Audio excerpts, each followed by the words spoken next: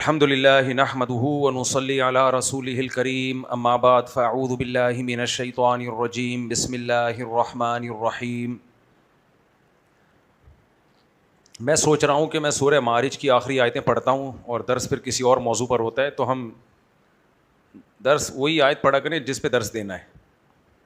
درس قرآن پہ تو میری پوری ویڈیوز 560 لیکچر ریکارڈ ہو چکے ہیں، چینل پہ اپلوڈ ہو چکے ہیں، پورے قرآن کا درس ہے، اور رمضان میں ترتیب سے درس بھی چلتا ہے، تو ہمیں یہ تکلف کی ضرورت کیا ہے کہ ایک آیت کو لے کے ہم کئی مہینے چلتے ہیں۔ تو جو دماغ میں آئے گا، جو میں سمجھوں گا کہ موقع کی مناسبت سے اس موضوع پر بات ہونی چاہیے، اس پر بیان ہونا چاہیے، تو پھر وہی چلاؤں گا، ٹھیک ہے نا۔ سورہ معارج کی آیتیں میں پڑھ دیتا ہوں تبرکن۔ ہم نے سورہ معارج میں جو آیتیں چل رہی تھیں، کلا انا خلقناہم مما یعلمون، اللہ فرماتے ہیں ہم نے انسان کو جس پانی سے بنایا ہے ہمیں معلوم ہے۔ اللہ تعالیٰ انسان کو اس کی اوقات یاد دلاتے ہیں اس میں۔ آج تو کہ ترقی کا دور ہے نا، ناسا کی ویڈیوز آپ دیکھیں جو یوٹیوب پہ فیس بک پہ آتی ہیں، میں تو دیکھتا ہوں بڑے شوق سے۔ کل رات میں نے آدھا گھنٹہ کی ایک ویڈیو دیکھی ہے بیٹھ کے، حالانکہ میرے پاس ٹائم نہیں ہے کچھ دیکھنے کا، پھر بھی اتنا شوق ہے کہ کیا کیا آسمانوں میں ہو رہا ہے، کون کون سے ستارے سیارے دریافت ہو چکے ہیں، اتنے کروڑ کلومیٹر دور ہم سے، اتنے ارب اتنے ملین سال کلومیٹر دور ہم سے۔ آج میں نے کل سے چائے نہیں پی ہے، تو تھوڑا سا 2-4 گھونٹ لوں گا تاکہ کھوپڑی صحیح کام کر رہے ہو۔ 2 منٹ آپ لوگ ذرا ٹھہر جائیں یار، مجھے ٹھنڈا پانی کہیں سے دے دیں ذرا، ٹھنڈا پانی ٹھہر کے۔ چائے سے پہلے نا پانی لازمی پیا کریں، اس کا فائدہ یہ ہوتا ہے اس سے چائے کی ایسیڈیٹی کم ہو جاتی ہے، چائے کی ایسیڈیٹی کم ہو جاتی ہے۔ اچھا، یہ جو میں ٹوٹکے بتاتا ہوں، تو غامدی صاحب کے داماد ہیں حسن الیاس صاحب، آج انہوں نے میرے خلاف ایک ریئیکشن ویڈیو ریکارڈ کروائی ہے، اس کا جواب میں علمی انداز میں انشاءاللہ الگ سے دوں گا، آج بیان میں نہیں، وہ تو پورا میں انشاءاللہ ریئیکشن ریکارڈ کرواؤں گا۔ لیکن انہوں نے اس میں ایک بات کہی ہے کہ بریانی بنانے کے طریقے اور جوس بنانے کے طریقے، مجھ پہ طنز کیا ہے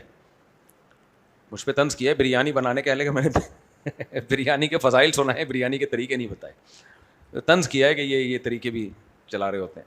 خیر، تو ہو سکتا ہے اب ایک اور وہ ہو جائے نا، کچھ لوگ اس پہ بھی کہیں دیکھو چائے سے پہلے پانی پینے کے طریقے بتا رہا ہے، تو ایک فائدے کی چیز ہے، مارکیٹ میں چل جائے تو کیا جا رہا ہے اس میں، کیا خیال ہے؟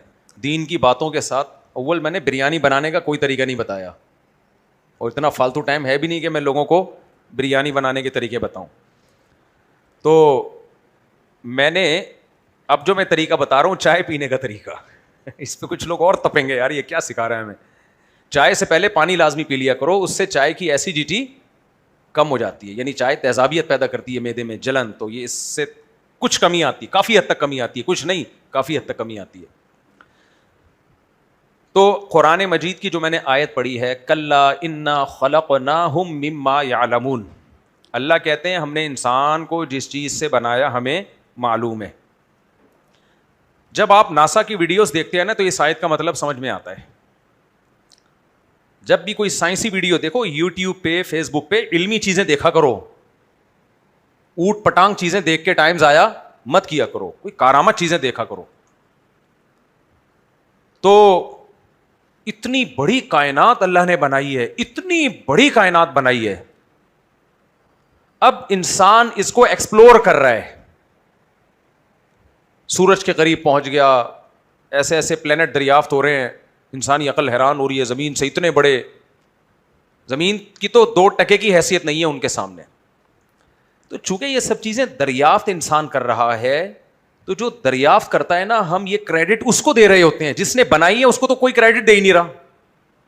یہ بڑا دھوکا ہوتا ہے جب یہ اس طرح کی ویڈیوز ہم دیکھتے ہیں، سائنسدانوں کی ہم تعریف کریں گے، یار کیا ریسرچ ہے یار، ایک ہم ہیں۔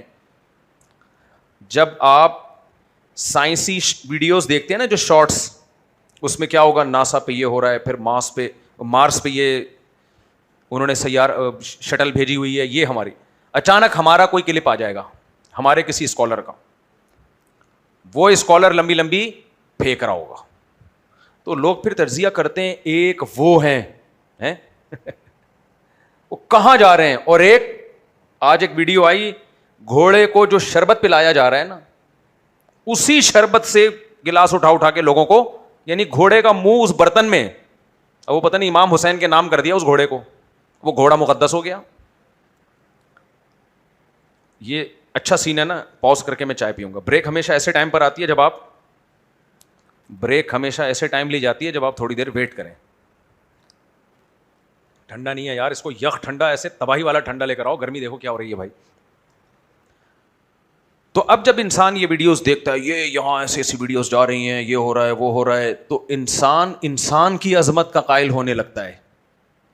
देखो ये जो तरक्की है ना, तरक्की ये तदरीजन हुई है। तदरीजन समझते हो, स्टेप बाय स्टेप, एकदम से नहीं यहां पहुंच गया इंसान।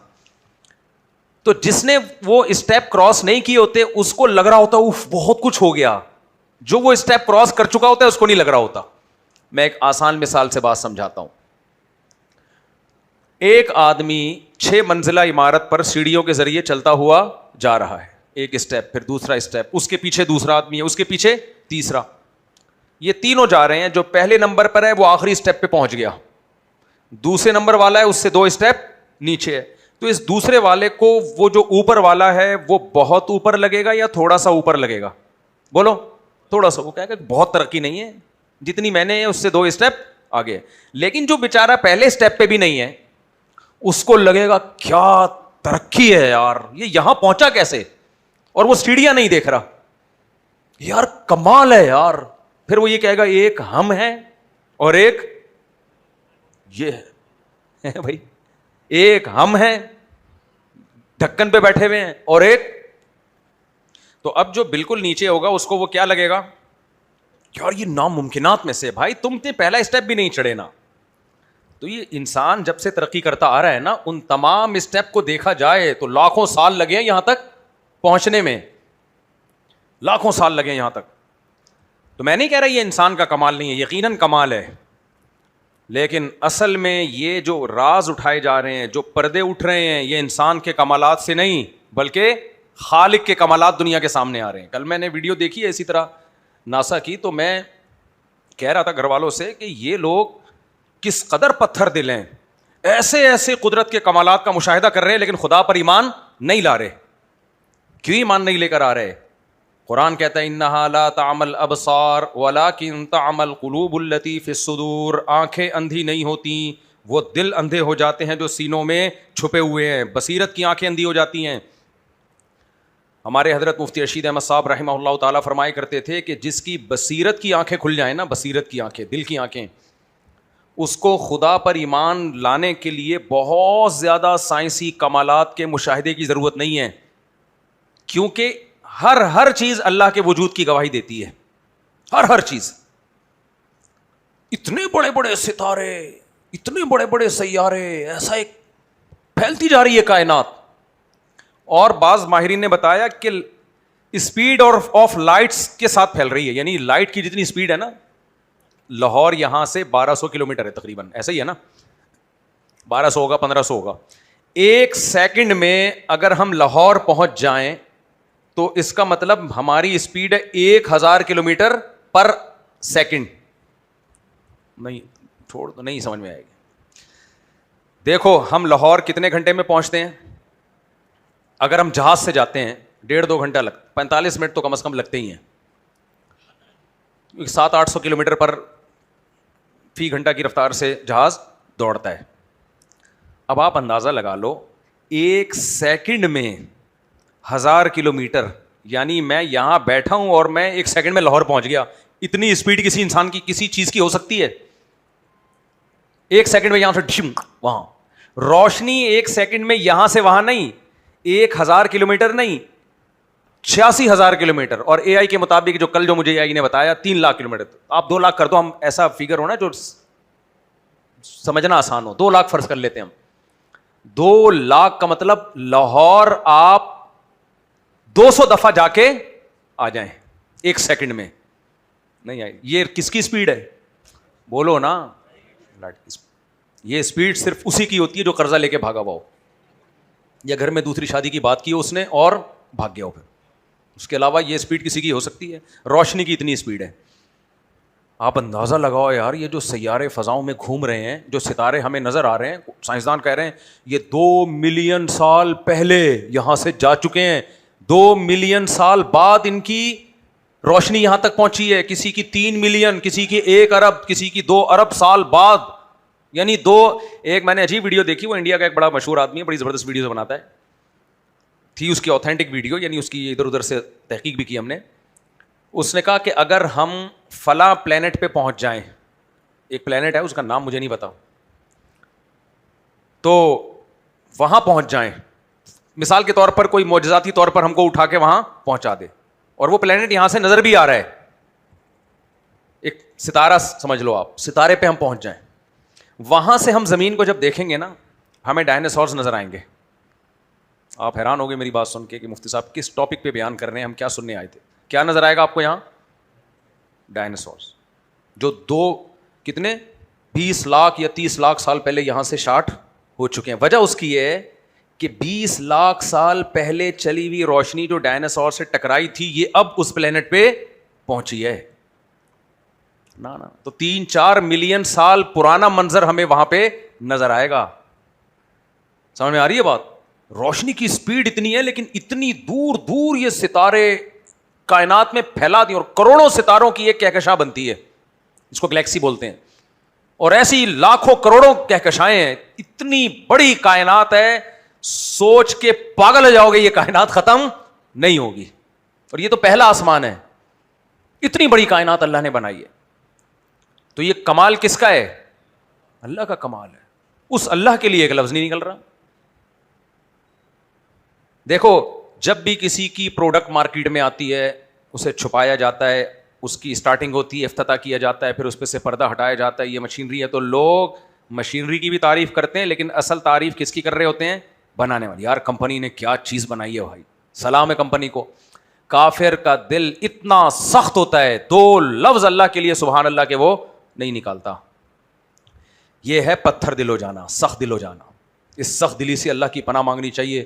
قرآن نے بار بار اس سخت دلی کا تذکرہ کیا ہے. قرآن کہتا ہے فویل للقاسیۃ قلوبہم, تباہ ہیں وہ لوگ جن کے دل اللہ کی یاد سے سخت ہو چکے ہیں. وَإِنَّ مِنَ الْحِجَارَةِ لَمَا يَتَفَجَّرُ مِنْهُ الْأَنْهَارُ وَإِنَّ مِنْهَا لَمَا يَشَّقَّقُ فَيَخْرُجُ مِنْهُ الْمَاءُ وَإِنَّ مِنْهَا لَمَا يَهْبِطُ مِنْ خَشْيَةِ اللَّهِ. اللہ کہتے ہیں دنیا میں سب سے سخت چیز پتھر ہوتی ہے, لیکن پتھر میں بھی کچھ نہ کچھ نفع دینے کی صلاحیت ہوتی ہے. کچھ پتھر اللہ کے خوف سے لڑک جاتے ہیں, کچھ پتھروں سے پانی پھوٹ پڑتا ہے. تو لیکن ان کے دل اتنے سخت ہیں کہ پتھر سے بھی زیادہ سخت ہیں. نہ اس سے پانی جذب ہو رہا ہے, نہ اس میں سے پانی نکل رہا ہے, نہ ان میں اللہ کے خوف سے کوئی دھڑکن میں اضافہ ہو رہا ہے.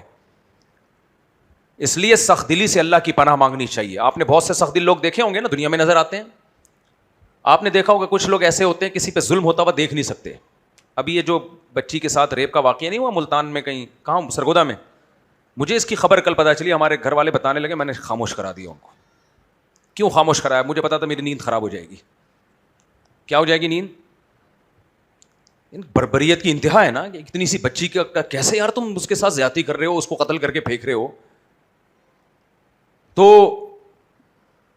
ہماری یہ حالت ہے کہ ہم وہ خبر نہیں سن رہے کہ ابھی نہیں سنانا. کوئی ایسی خبر ہے بھائی, ہمیں پتا ہے رات کی نیند کیا ہوگی, نیند نہیں آئے گی رات کو.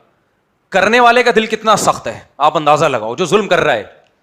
ہمیں اس ظلم کی خبر سنتے ہوئے کپ کپاہٹ طاری ہو رہی ہے. اللہ کرے ہمارا دل ایسا ہی رہے. تو ظلم کرنے والے کا دل کتنا سخت ہے, جس کو ظلم کرتے ہوئے شرم نہیں آ رہی. اس سے پتہ چلتا ہے بھائی سب کے دل ایک جیسے نہیں ہوتے. ایسا سخت پتھر دل جو 7 سال کی بچی کے ساتھ زیادتی کر رہا ہو, اس کو قتل کر رہا ہو, آپ بتاؤ اس میں حق کو سننے کی صلاحیت باقی بچی ہے؟ اسے کچھ سمجھاؤ گے سمجھ میں آئے گا اس کے؟ بھائی یہ زندہ رہنے کے قابل نہیں ہے. قرآن نے ایسے ہی تو نہیں کہا بار بار ختم اللہ علی قلوبہم. موسیٰ کلیم اللہ کے معجزے دیکھے فرعون نے, سید الانبیاء. آج نبی کریم صلی اللہ علیہ وسلم کی سیرت لوگ پڑھ کے رونا شروع کر دیتے ہیں.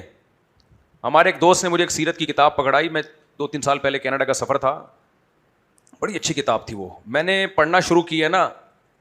میں نہیں کوئی بہت زیادہ نیک آدمی گیا سے مجھ پتہ نہیں اپنے قصے سنا رہے ہیں, بہت ہی پہنچے ہوئے ہیں تو, لیکن بعض کتابیں ایسی جاندار ہوتی ہیں کہ نہیں, میں حقیقت بتاؤں میں نہیں پڑھ سکا وہ کتاب. چند صفحے پڑھتا تھا میری آنکھوں سے آنسو نکلنا شروع ہو جاتے تھے, اتنا میری طبیعت بوجھ ہونا چاہیے, میں نے بند کر دی, کیونکہ ایسی پاکیزہ سیرت ہے نا محمد صلی اللہ علیہ وسلم کی, اور لکھنے والے کا کمال تھا, اتنی پاکیزہ سیرت. اور انسان کہتے ہیں ہم 1400 سال کے بعد وہ سیرت پڑھ کے ہماری یہ کنڈیشن ہو رہی ہے. جنہوں نے دیکھا نبی کریم صلی اللہ علیہ وسلم کو, آپ کی صحبت میں رہے, ابو جہل ابو لہب جیسے فرعون, ان کی زندگی پہ اثر نہیں پڑا. تو آج جب ہم ایسے واقعات دیکھتے ہیں نا, 7 سال کی بچی کے ساتھ یہ کر دیا تھا کہ بھائی پتھر دل پہلے بھی تھے اور آج بھی ہیں. حضرت عمر مضبوط دل کے تھے, پتھر دل کے نہیں تھے. نبی کریم صلی اللہ علیہ وسلم کے قتل کے ارادے سے نکلے ہیں, ابھی تک اللہ کا کلام سنا نہیں تھا, اور اپنی بہن سے اللہ کا کلام سنتے ہی دل پگھلنا شروع. یقین ہو گیا بھائی یہ اللہ کا کلام ہے, یہ محمد صلی اللہ علیہ وسلم کا گڑھا ہوا کلام نہیں ہے, اور یہ تو بڑی پاکیزہ سیرت ہے آپ کی, فوراً ایمان لے آئے. تو بھائی اللہ سے دعا مانگا کرو, اللہ ہمارے دل کو پتھر دل نہ بنائے, حق کو سمجھنے کی صلاحیت باقی رکھے, دل کو نرم رکھے. مضبوط دل ہونا الگ چیز ہے, نرم دل ہونا, کمزور دل ہونا الگ چیز ہے, نرم دل ہونا الگ چیز. کمزور دل ہونا عیب ہے. کمزور دل آدمی کا مطلب ہے کانفیڈینس ہی نہیں ہے, قوت ارادی کمزور ہے, کچھ کرنا چاہتا ہے ہوتا نہیں ہے. بہت سے لوگ ہیں 15 سال سے ارادہ ہی کر رہے ہیں کچھ کام کرنے کا, ہو ہی نہیں رہا, ڈرنے لگتے ہیں, گھبرانے لگتے ہیں, قوت فیصلہ نہیں ہے. یہ کمزور دلی کی علامت ہے. یہ کس کی علامت ہے؟ بولو نا, کمزور دل. یہ عیب ہے, اور مرد کے اندر یہ بہت بڑا عیب ہے. آج عصر میں ایک بندہ آیا, کسی کا راز فاش نہیں ہو رہا, بیگم کی کوئی بات تھی تو میں نے اس کو سمجھایا, تو کہہ رہا میں کیا کروں, میں چھوڑوں, میں نہیں چھوڑوں, میں چھوڑوں. بہت بڑا جرم تھا اس کی بیوی کا جو ناقابل معافی تھا. تو کہہ رہا مجھے, کہہ رہی ہے معاف کر دو. میں نے اس سے کہا دیکھو ایک فیصلہ کرو, یا تو معاف کر کے بھول جاؤ ہمیشہ کے لیے, یا چھوڑ دو اور ہمیشہ کے لیے اس قصے کو ختم کرو. کہہ رہا مجھ سے فیصلہ ہی نہیں ہو رہا, پتہ نہیں کتنے مہینے سے لٹکا ہوا ہوں, فیصلہ ہی نہیں ہو رہا. میں نے کہا یہ جو کنڈیشن ہے نا, یہ آپ کی زندگی تباہ کر دے گی. آپ کے پاس 2 ہی آپشن ہیں, یا معاف کرو اور بھول جاؤ, پھر دوبارہ نہیں دہراؤ, یا قصہ کیا کرو, فارغ کر کے ختم کرو, ایک طرف ہو جاؤ. تو کہہ رہا ہے اگر میں چھوڑ دوں گا یوں, تو میں نے کہا کوئی گناہ نہیں ہوگا, جو کنڈیشن آپ نے بتائی اس میں چھوڑنے میں کوئی گناہ نہیں ہے, لیکن ایک فیصلہ کرو. تو یہ کمزور دلی ہے نا, فیصلہ ہی نہیں ہو رہا, ڈر رہا ہے ادھر, وہ بھی رکھتے ہوئے بھی ڈر رہا ہے, چھوڑتے ہوئے بھی کیا کر رہا ہے. کنفیوزڈ آدمی دنیا میں کبھی بھی کامیاب نہیں ہوتا. دیکھو کیا یار بات سے بات نکلتی ہے, میں کیا کروں, میرا قصور نہیں ہے نا. غزوہ احد میں یہ جو میں نے جملہ کہا ہے نا, کنفیوزڈ آدمی دنیا میں کبھی بھی کامیاب نہیں ہوتا, اس دعوے کو ایکسپلین کرنے کے لیے مثال دے رہا ہوں. کیا کروں, کنفیوزڈ آدمی, غلط فیصلہ ہو جائے نا اتنا برا نہیں ہے, کنفیوژن میں رہے ساری زندگی یہ زیادہ برا ہے. غلط فیصلے کی تلافی ہو سکتی ہے, کنفیوز نے تو کوئی فیصلہ ہی نہیں کیا ہے, تلافی کس چیز کی کرے گا وہ, سمجھ میں نہیں آ رہی بات. دیکھو غزوہ احد میں ہمارے سامنے واقعہ ہے, نبی کریم صلی اللہ علیہ وسلم نے صحابہ سے مشورہ کیا کہ مدینہ کے اندر رہ کے لڑنا چاہیے یا مدینہ کے باہر جا کے لڑنا چاہیے. میں یہ ترانے اس لیے یوں اسٹائل میں شروع کر دیتا ہوں کہ ایک دم میں جذباتی ہونا شروع ہو جاتا ہوں نا, تو ریلیکس ہونے کے لیے. کیا نارمل وے میں بات کرو, کیا یہ ٹھیش بھی شروع کر دیتے ہو, کیونکہ کوئی اگر یوٹیوب پہ چیخ رہا ہو نا اسکالر, مجھے بہت برا لگتا ہے. اور بعض میں میری ویڈیو آنا دوڑ دوڑ کر کے, تو مجھے لگتا ہے بھائی آرام سے بولے یار, تو کیا کر رہا ہے, آرام سے سمجھا. تو پھر میں اپنی ٹون چینج کر دیتا ہوں. ترنم سے ہو جائے نا تو وہ ٹون کیا ہو جاتی ہے, چینج ہو جاتی ہے. تو آپ لوگ بھی مجھے نا ریلیکس آرام سے یوں کر دیا کرو, چیخنے کا دور ختم ہو گیا. دیکھو نبی کریم صلی اللہ علیہ وسلم نے صحابہ کرام سے مشورہ لیا کہ ہم مدینہ کے اندر رہ کے لڑیں یا مدینہ سے باہر. مشورے کے بعد فیصلہ ہوا کہ مدینہ کے باہر جا کے لڑیں گے. حالانکہ یہ اسٹریٹجی عام طور پہ اختیار نہیں کی جاتی. جب آپ کمزور ہوتے ہیں, دشمن پاورفل ہوتا ہے, تو آپ اپنے آپ کو ایکسپوز کبھی بھی نہیں کرتے دشمن کے سامنے. باہر آ کے لڑنے کا مطلب تو یہ کہ پوری فوج سامنے آ گئی ہے, اب گھیر کے قتل بھی کیا جا سکتا ہے اس کو. تو یہ مشورہ جنہوں نے دیا وہ نوجوان صحابہ تھے, اور نوجوانوں میں جذبات کا عنصر غالب ہوتا ہے. جو میچور صحابہ تھے ان کی رائے, خود نبی کی رائے بھی یہی تھی کہ مدینہ کے اندر رہ کے لڑنا چاہیے ہمیں, اس میں ڈیفینس ہمارے لیے آسان ہوگا. لیکن جو ایک فیصلہ ہو گیا بھائی, اس فیصلے کا نتیجے میں کیا ہوا, شکست ہو گئی. 70 صحابہ شہید ہو گئے. سمجھ میں آ رہی ہے بات. اب صحابہ شرمندہ ہوئے کہ یار ہم نے مشورہ دیا تھا باہر نکل کے لڑنا چاہیے, اور اس مشورے میں کیا ہوا, نقصان ہوا, اور نبی صلی اللہ علیہ وسلم کو ہماری وجہ سے نقصان اٹھانا پڑا.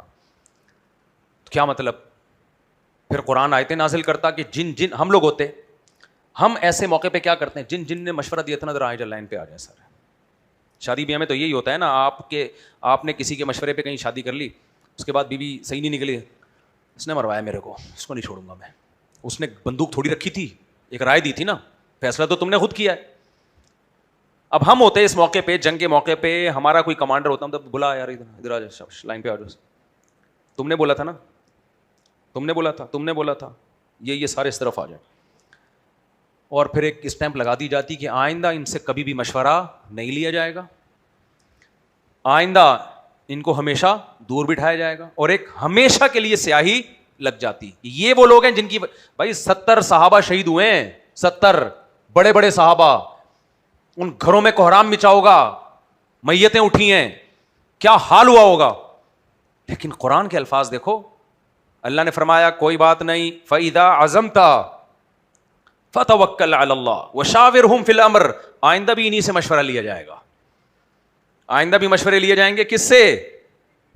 انہی سے لیے جائیں گے. مشورے میں کبھی ایسا ہوتا ہے کہ درست فیصلہ ہو جاتا ہے, کبھی غلط فیصلہ. بھائی قیامت تک کے لیے اسلام آیا ہے, تبھی میں بار بار بات سے پھر بات نکلتی ہے یار. میں جو کہتا ہوں نا, جو کہتے ہیں 4 شادیاں کر کے ہنسی خوشی زندگی گزار رہا ہوں, یہ کوئی نمونہ نہیں ہے. اسلام قیامت تک کے لیے آیا تو وہ والا پیکج دے گا تو قیامت تک کے لیے چل سکے. تو یہ کوئی 4 بیویاں کر کے ہنسی خوشی زندگی گزار رہا ہے, یہ پیکج چلتا نہیں ہے. یہ لاکھوں میں ایک آدمی میں چلتا ہے. جو پیکج مارکیٹ میں چلے گا وہ پھڈوں والا ہی چلے گا. تو مثالی شادی وہی ہے جس میں پھڈے ہو رہے ہوں, اور ان پھڈوں میں سروائیو کرو. آپ سمجھ میں نہیں آ رہی بات؟ وہی بات ہے. پھر نابالغوں کے سامنے میں نے بالغوں والی باتیں شروع کر دی. ہمارے نبی کی 9 ازواج تھیں, کچھ نہ کچھ اونچ نیچ وہاں بھی ہوتی تھی. ابراہیم علیہ السلام کی 2 زوجہ تھیں, وہاں بھی اونچ نیچ ہوتی تھی. یعقوب علیہ السلام کی 2 زوجات میں ایک بیٹوں نے اپنے دوسرے سوتیلے بھائی کو کنویں میں ڈال دیا, وہاں بھی اونچ نیچ چلی ہے. تو ایسی بات جو سوسائٹی میں چل ہی نہ سکتی ہو, جو لاکھوں میں ایک ہو, وہ مثالی نہیں ہوتی. مثالی وہ واقعات ہوتے ہیں جو چل سکیں. تو اس لیے میں کبھی بھی یہ قصے نہیں سناتا کہ جی 4 شادیاں کر لی اور کچھ بھی نہیں ہوا, بھائی یہ بھی سارے ملے. نہیں بھائی, یہ نہیں ہے. اس سے کوئی موٹیویشن نہیں ملے گی. اس لیے کہ جو کرے گا جب وہ بھگتے گا تو بولے گا یار مفتی صاحب کے ساتھ تو کامیاب ہوئی شادی, میری شادی تو کیا ہو گئی, ناکام. نہیں بھائی, یہ کامیابی اسی ناکامی کے ساتھ ہی کامیاب ہے. تو اس لیے ہمیشہ وہ لوگ قابل تقلید ہوتے ہیں جو نارمل وے میں چل رہے ہوں. تو اگر اسلام میں فتوحات ہی ہوتی, شکست ہی نہ ہوتی, تو صحابہ اور نبی کی سیرت ہمارے لیے نمونہ بنتی.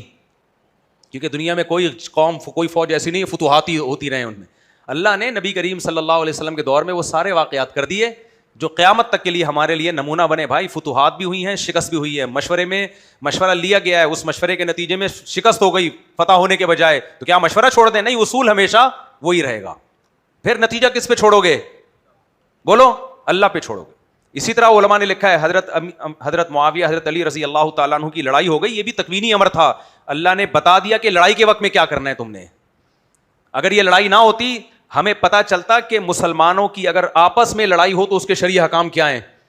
ہمیں اس لڑائی سے کیا کچھ سیکھنے کو ملا؟ نمبر 1, لڑائی ہوئی ہے, ایک دوسرے کے خلاف زبان درازی نہیں ہوئی ہے, ایک دوسرے کے قیدیوں کو غلام نہیں بنایا گیا, ایک دوسرے کے مال کو مال غنیمت کے طور پہ تقسیم نہیں کیا گیا. تبھی ہدایہ میں احکام لکھے میں کتاب البغات, باغیوں کے حکام, کہ باغی کے پاس اگر طاقت ہو اور لڑنے کے لیے آئے اور حکومت اس کو شکست دے دے تو ان کے مردوں کو غلام نہیں بنایا جائے گا. دلیل کیا ہے؟ حضرت علی نے حضرت معاویہ کے لوگوں کو غلام نہیں بنایا. یہ دلیل ہے نا, ہمارے لیے تو صحابہ بھی حجت ہیں. نمبر 2, ان کے جنازے پڑھے جائیں گے, کیونکہ حضرت علی نے حضرت معاویہ کے لوگوں کے جنازے, بولو نا, پڑھے ہیں. ان کی عورتوں کی عصمت کی حفاظت کی جائے گی. یہ ساری چیزیں ہیں, بشرطے کہ باغیوں کے پاس ایک کیا ہو, پاور ہو, جیسے معاویہ کے پاس پاور تھی. اگر اس کے پاس پاور ہی نہیں ہے تو اس کا مطلب سوائے فساد کے کچھ بھی نہیں ہے. تو یہ سارے حکام کہاں سے لیے گئے ہیں؟ صحابہ سے لیے گئے ہیں. اور پھر حضرت حسن رضی اللہ تعالیٰ عنہ نے سلو کر کے اس لڑائی کو ہمیشہ کے لیے ختم کر دیا. یہ بھی ہمیں حکم کہاں سے ملتا ہے کہ بھائی بعض دفعہ سلوح کے لیے اپنے حق سے دستبردار ہونا پڑتا ہے. یہ بھی کس کی سنت ہے؟ اکابر کی سنت ہے. تو اسلام جو ہے نا, چونکہ قیامت تک کے لیے آیا ہے تو اس نے حکام وہی دینے جو قیامت تک کے لیے ممکن ہوں. تمام دیکھو, ایک بڑی زبردست بات ہے اسلام میں, یہ جو کہتے ہیں نا باندیوں کے نظام پہ بڑا اعتراض کرتے ہیں کہ کیا اسلام میں غلام اور باندیاں تھیں. بات یہ ہے کہ اگر دنیا میں فیوچر میں کوئی جنگ چھڑ جاتی ہے, آپ کے پاس اتنے جنگی قیدیوں کو رکھنے کی جگہ ہے, اور جنگی قیدیوں کے ساتھ ہوتا کیا ہے, ہمارے پاس تو غلام اور باندیوں کا ایک پیکج ہے. کوئی فرض واجب نہیں ہے وہ کسی کو غلام باندی بنانا, لیکن ایک پیکج ہمارے پاس ہے کہ ان کو لوگوں میں تقسیم کر دیا جائے, لوگ ان کی حفاظت کریں اور ان سے کام لیں. یہ کسی قیامت یعنی ہمیں تو نہیں پتا نا قیامت میں کتنا ٹائم ہے. سورج کی عمر کہتے ہیں ابھی 5 ملین سال تو کم از کم ہے, یعنی 50 لاکھ سال کم سے کم سورج چلے گا اگر قیامت نہ آئی تو. قیامت آ گئی تو گیا, یعنی قیامت نہ آئی تو اتنا چلے گا, قیامت آ گئی تو گیا, اور قیامت نہیں آئی تو بھی اتنا ہی چلے گا, اس سے زیادہ. تو اس لیے میرے اور آپ کے پاس صرف 50 لاکھ سال باقی بچے ہوئے, اس کے بعد سورج ختم ہو جائے گا.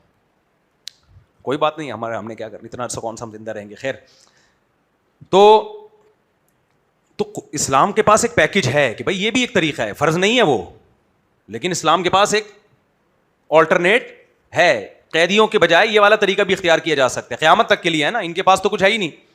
تو یہاں بھی وہی مسئلہ ہے, بالکل ایسے ہی جیسے پہلی اور دوسری جنگ عظیم میں یورپ میں مرد ختم ہو گئے تھے نا, ان کے پاس کوئی پیکج نہیں تھا اتنی لاکھوں عورتوں کو ٹھکانے لگانے کا. اسلام کے پاس پیکج تھا. صحابہ کرام ایک جنگ میں 10,000 کے قریب صحابہ تابعین شہید ہوئے ہیں, اتنے مرد شہید ہو گئے, تو ان عورتوں کو کہاں لے کے جائیں؟ کوئی بات نہیں, ایک مرد 2-3 شادیاں کرے. اسلام کے پاس پیکج تھا یا نہیں تھا؟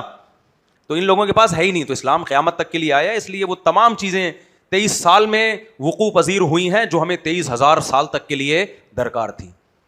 تو اب دیکھو, نبی کریم صلی اللہ علیہ وسلم نے مشورہ لیا اور نتیجے میں کیا ہوا؟ نقصان.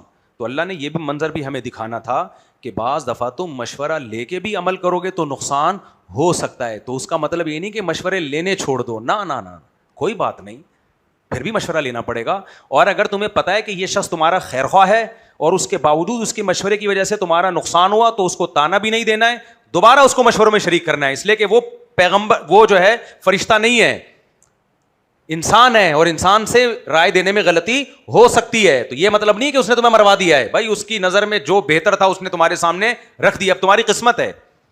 تو قرآن کے الفاظ دیکھو, اللہ تعالیٰ فرماتے ہیں وَشَاوِرْهُمْ فِي الْأَمْرِ, اے نبی ان لوگوں کے مشورے کی وجہ سے غزوہ احد میں آپ کو نقصان ہوا, کوئی بات نہیں, اس نقصان کی نسبت ان لوگوں کی طرف نہیں کرنی, بلکہ نقصان کی نسبت اللہ کی طرف کرنی ہے کہ اللہ نے یہ نقصان کسی حکمت سے کروا دیا. وہ حکمت کیا تھی؟ وَيَتَّخِذَ مِنْكُمْ شُهَدَاءَ, بہت سے لوگوں کو اللہ شہادت کے مرتبے پر فائز کرنا چاہتا تھا. اللہ چاہتا تھا یہ دنیا کی آزمائشوں سے نکلیں, انہوں نے بہت کچھ اسلام کے لیے قربانیاں دی ہیں, ان کو شہادت دے کے جنت میں داخل کیا جائے. دن میں سید الشہداء حضرت حمزہ رضی اللہ تعالیٰ عنہ بھی تھے. یہ سوچا جائے گا. تو آگے قرآن نے کہا وَشَاوِرْهُمْ فِي الْأَمْرِ, ان سے آئندہ بھی مشورہ لیں. پھر کیا ہوگا؟ اب ایک اور سوال پیدا ہوتا ہے, اے اللہ پہلے جب مشورہ لیا تھا تو نقصان ہوا, اب تو کہہ رہے آئندہ بھی مشورہ لیں. اب اگر مشورہ لیا تو کھٹکا لگا لائے گا کہ دوبارہ نقصان نہ ہو جائے. اللہ نے حکم تو دے دیا ہے, لیکن نتیجے کی ذمہ داری اللہ نے لی ہے. بہت مشکل ہے. دیکھو اللہ تعالیٰ یہ کہہ سکتے تھے نا, اس دفعہ مشورے کی وجہ سے نقصان ہو گیا, آئندہ بھی مشورہ لے, میں گارنٹی لیتا ہوں نقصان نہیں ہوگا. یہ اللہ نے نہیں کہا, یہ اللہ نے نہیں کہا, میں گارنٹی لیتا ہوں کہ اب خطرہ ہو سکتا تھا. اللہ پھر دوبارہ کہہ رہے ہیں انہیں سے مشورہ لے. اللہ نے اس اشکال کا جواب دے دیا. اللہ نے فرمایا فَإِذَا عَزَمْتَ فَتَوَكَّلْ عَلَى اللَّهِ, مشورہ لے کے جب ایک رائے قائم کریں تو توکل علی اللہ, اللہ پہ چھوڑ دیں. یہ بھی بڑے سلیکٹڈ الفاظ ہیں قرآن کے. قرآن یہ بھی کہہ سکتا تھا کہ آپ دوبارہ مشورہ لیں, اور جب کسی رائے پہ مشورے کے بعد مضبوط ہو جائیں تو یقین رکھیں کہ اب نقصان نہیں ہوگا. نہ, اب بھی اللہ نے یہ الفاظ استعمال نہیں کیے. کیوں؟ ہو سکتا ہے پھر نقصان ہو جائے, اس لیے اللہ نے یہ نہیں کہا نقصان نہیں ہوگا. فرمایا رائے قائم ہو تو توکل اللہ پہ, نتیجہ چھوڑ دو, اعتماد کس پہ کرو؟ اللہ پہ. اللہ پہ اعتماد کا مطلب ہوتا ہے جو ہوگا دیکھا جائے گا, اللہ ہمارے ساتھ ہے, نقصان میں بھی خیر ڈال دے گا وہ. ہم اس سے زیادہ کے پابند نہیں ہیں. ہمارا کام یہی ہے کہ ہم مشورہ کریں, ایک رائے قائم کریں, اس کے مشورے میں کیا ہوتا ہے پلس مائنس تمام پہلوؤں کو سامنے رکھ لیں, نفع اور نقصان کے تمام پہلوؤں کو سامنے رکھ کے ایک رائے قائم کریں.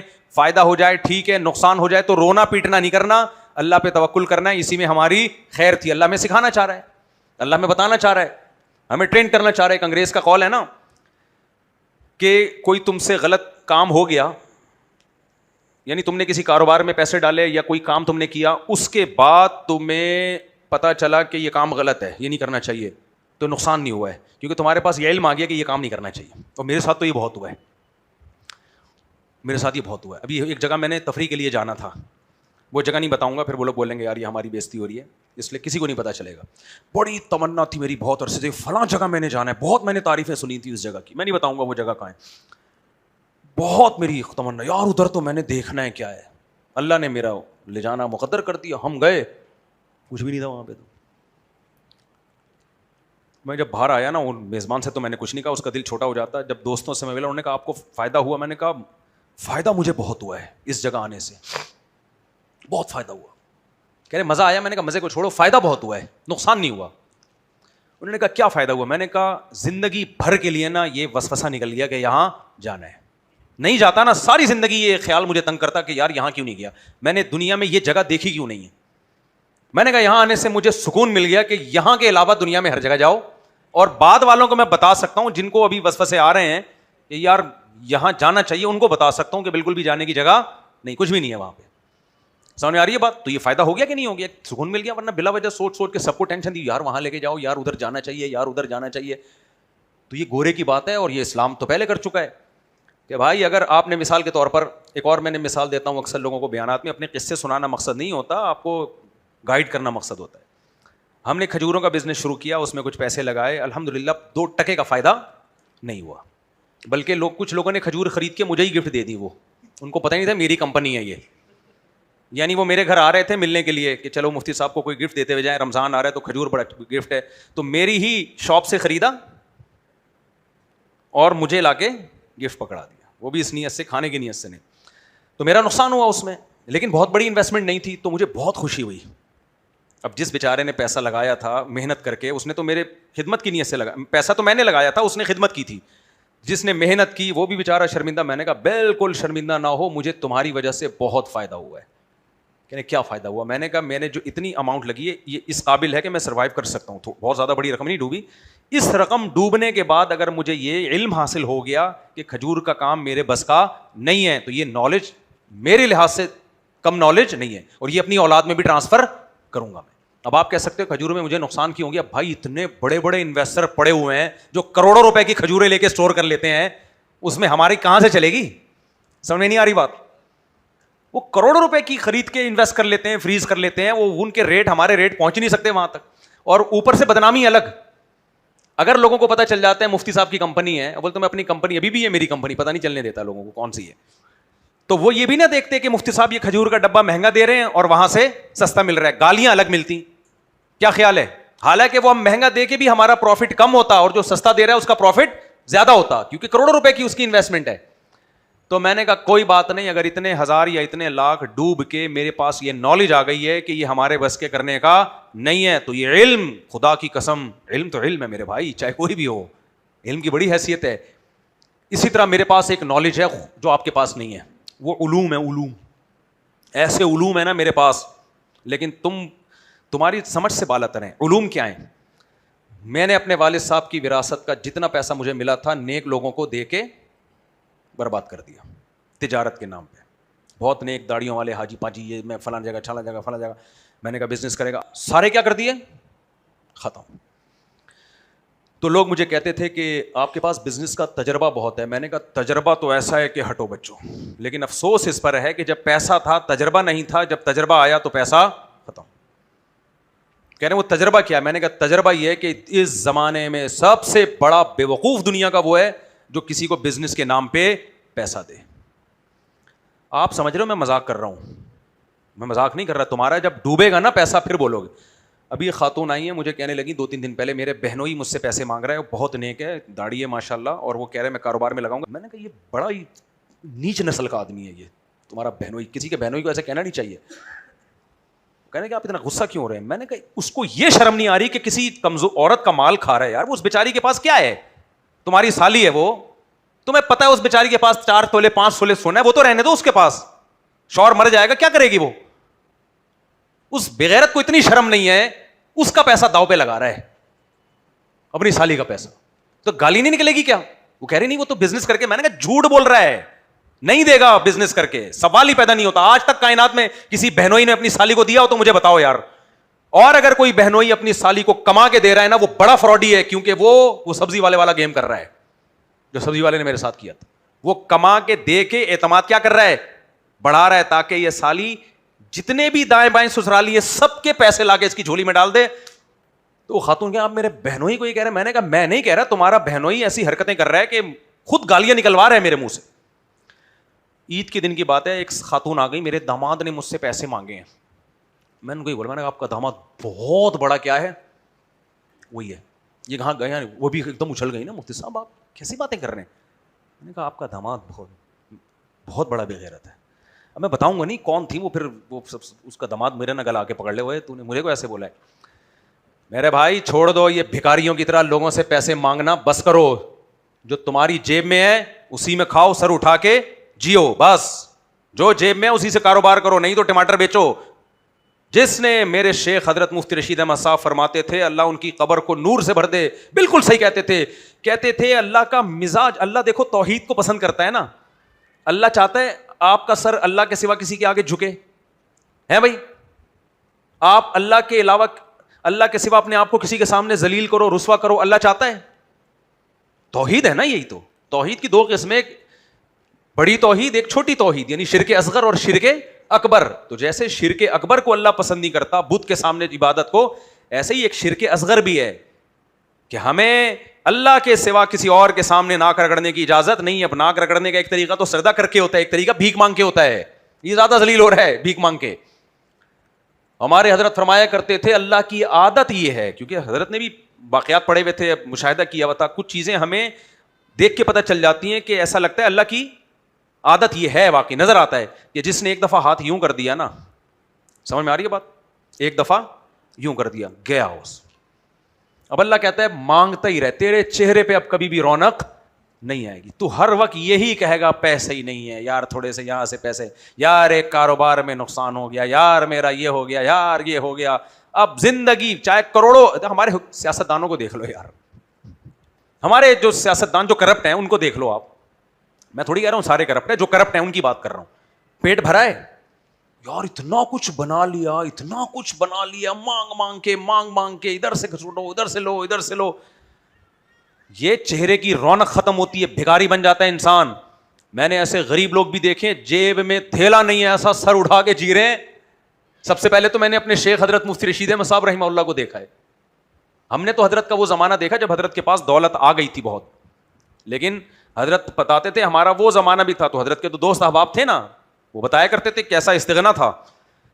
اکثر میں نے بیان میں واقعہ سنایا، فرماتے ہیں انڈا بیچنے والا آیا، ہمارے پاس انڈے خریدنے کے پیسے نہیں تھے. اس نے کہا روزانہ کتنے انڈے لیں گے؟ ہم نے کہا ہمارے پاس وہ ہم نے پہلے سے انتظام کیا ہوا ہے. مطلب یہ تھا کہ یہ تھوڑی کہ ہمارے پاس تو پیسے ہی نہیں ہے، تو زکوٰۃ میں دے جا تو اچھی بات ہے. نہیں بھائی، اللہ کا دیا ہمارے پاس بہت کچھ ہے. یہ بھی ایک اسٹائل ہوتا ہے.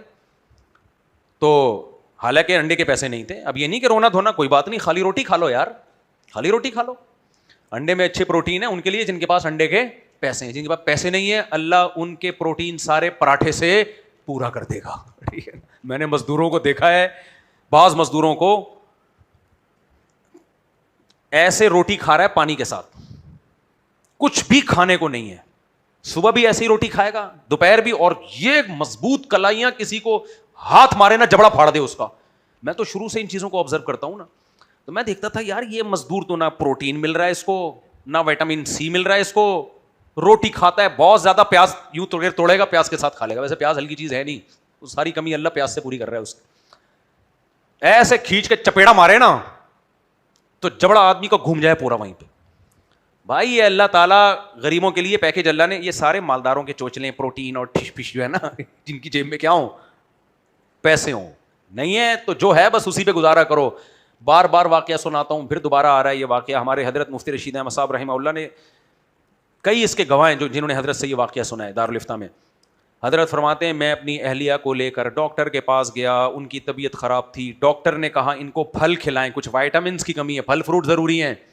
حضرت فرماتے ہیں میرے پاس پھل فروٹ کھلانے کے پیسے نہیں تھے. اور عالم کتنے بڑے، دارالعلوم کورنگی میں بخاری کے استاذ، جو سب سے بڑا عہدہ ہے.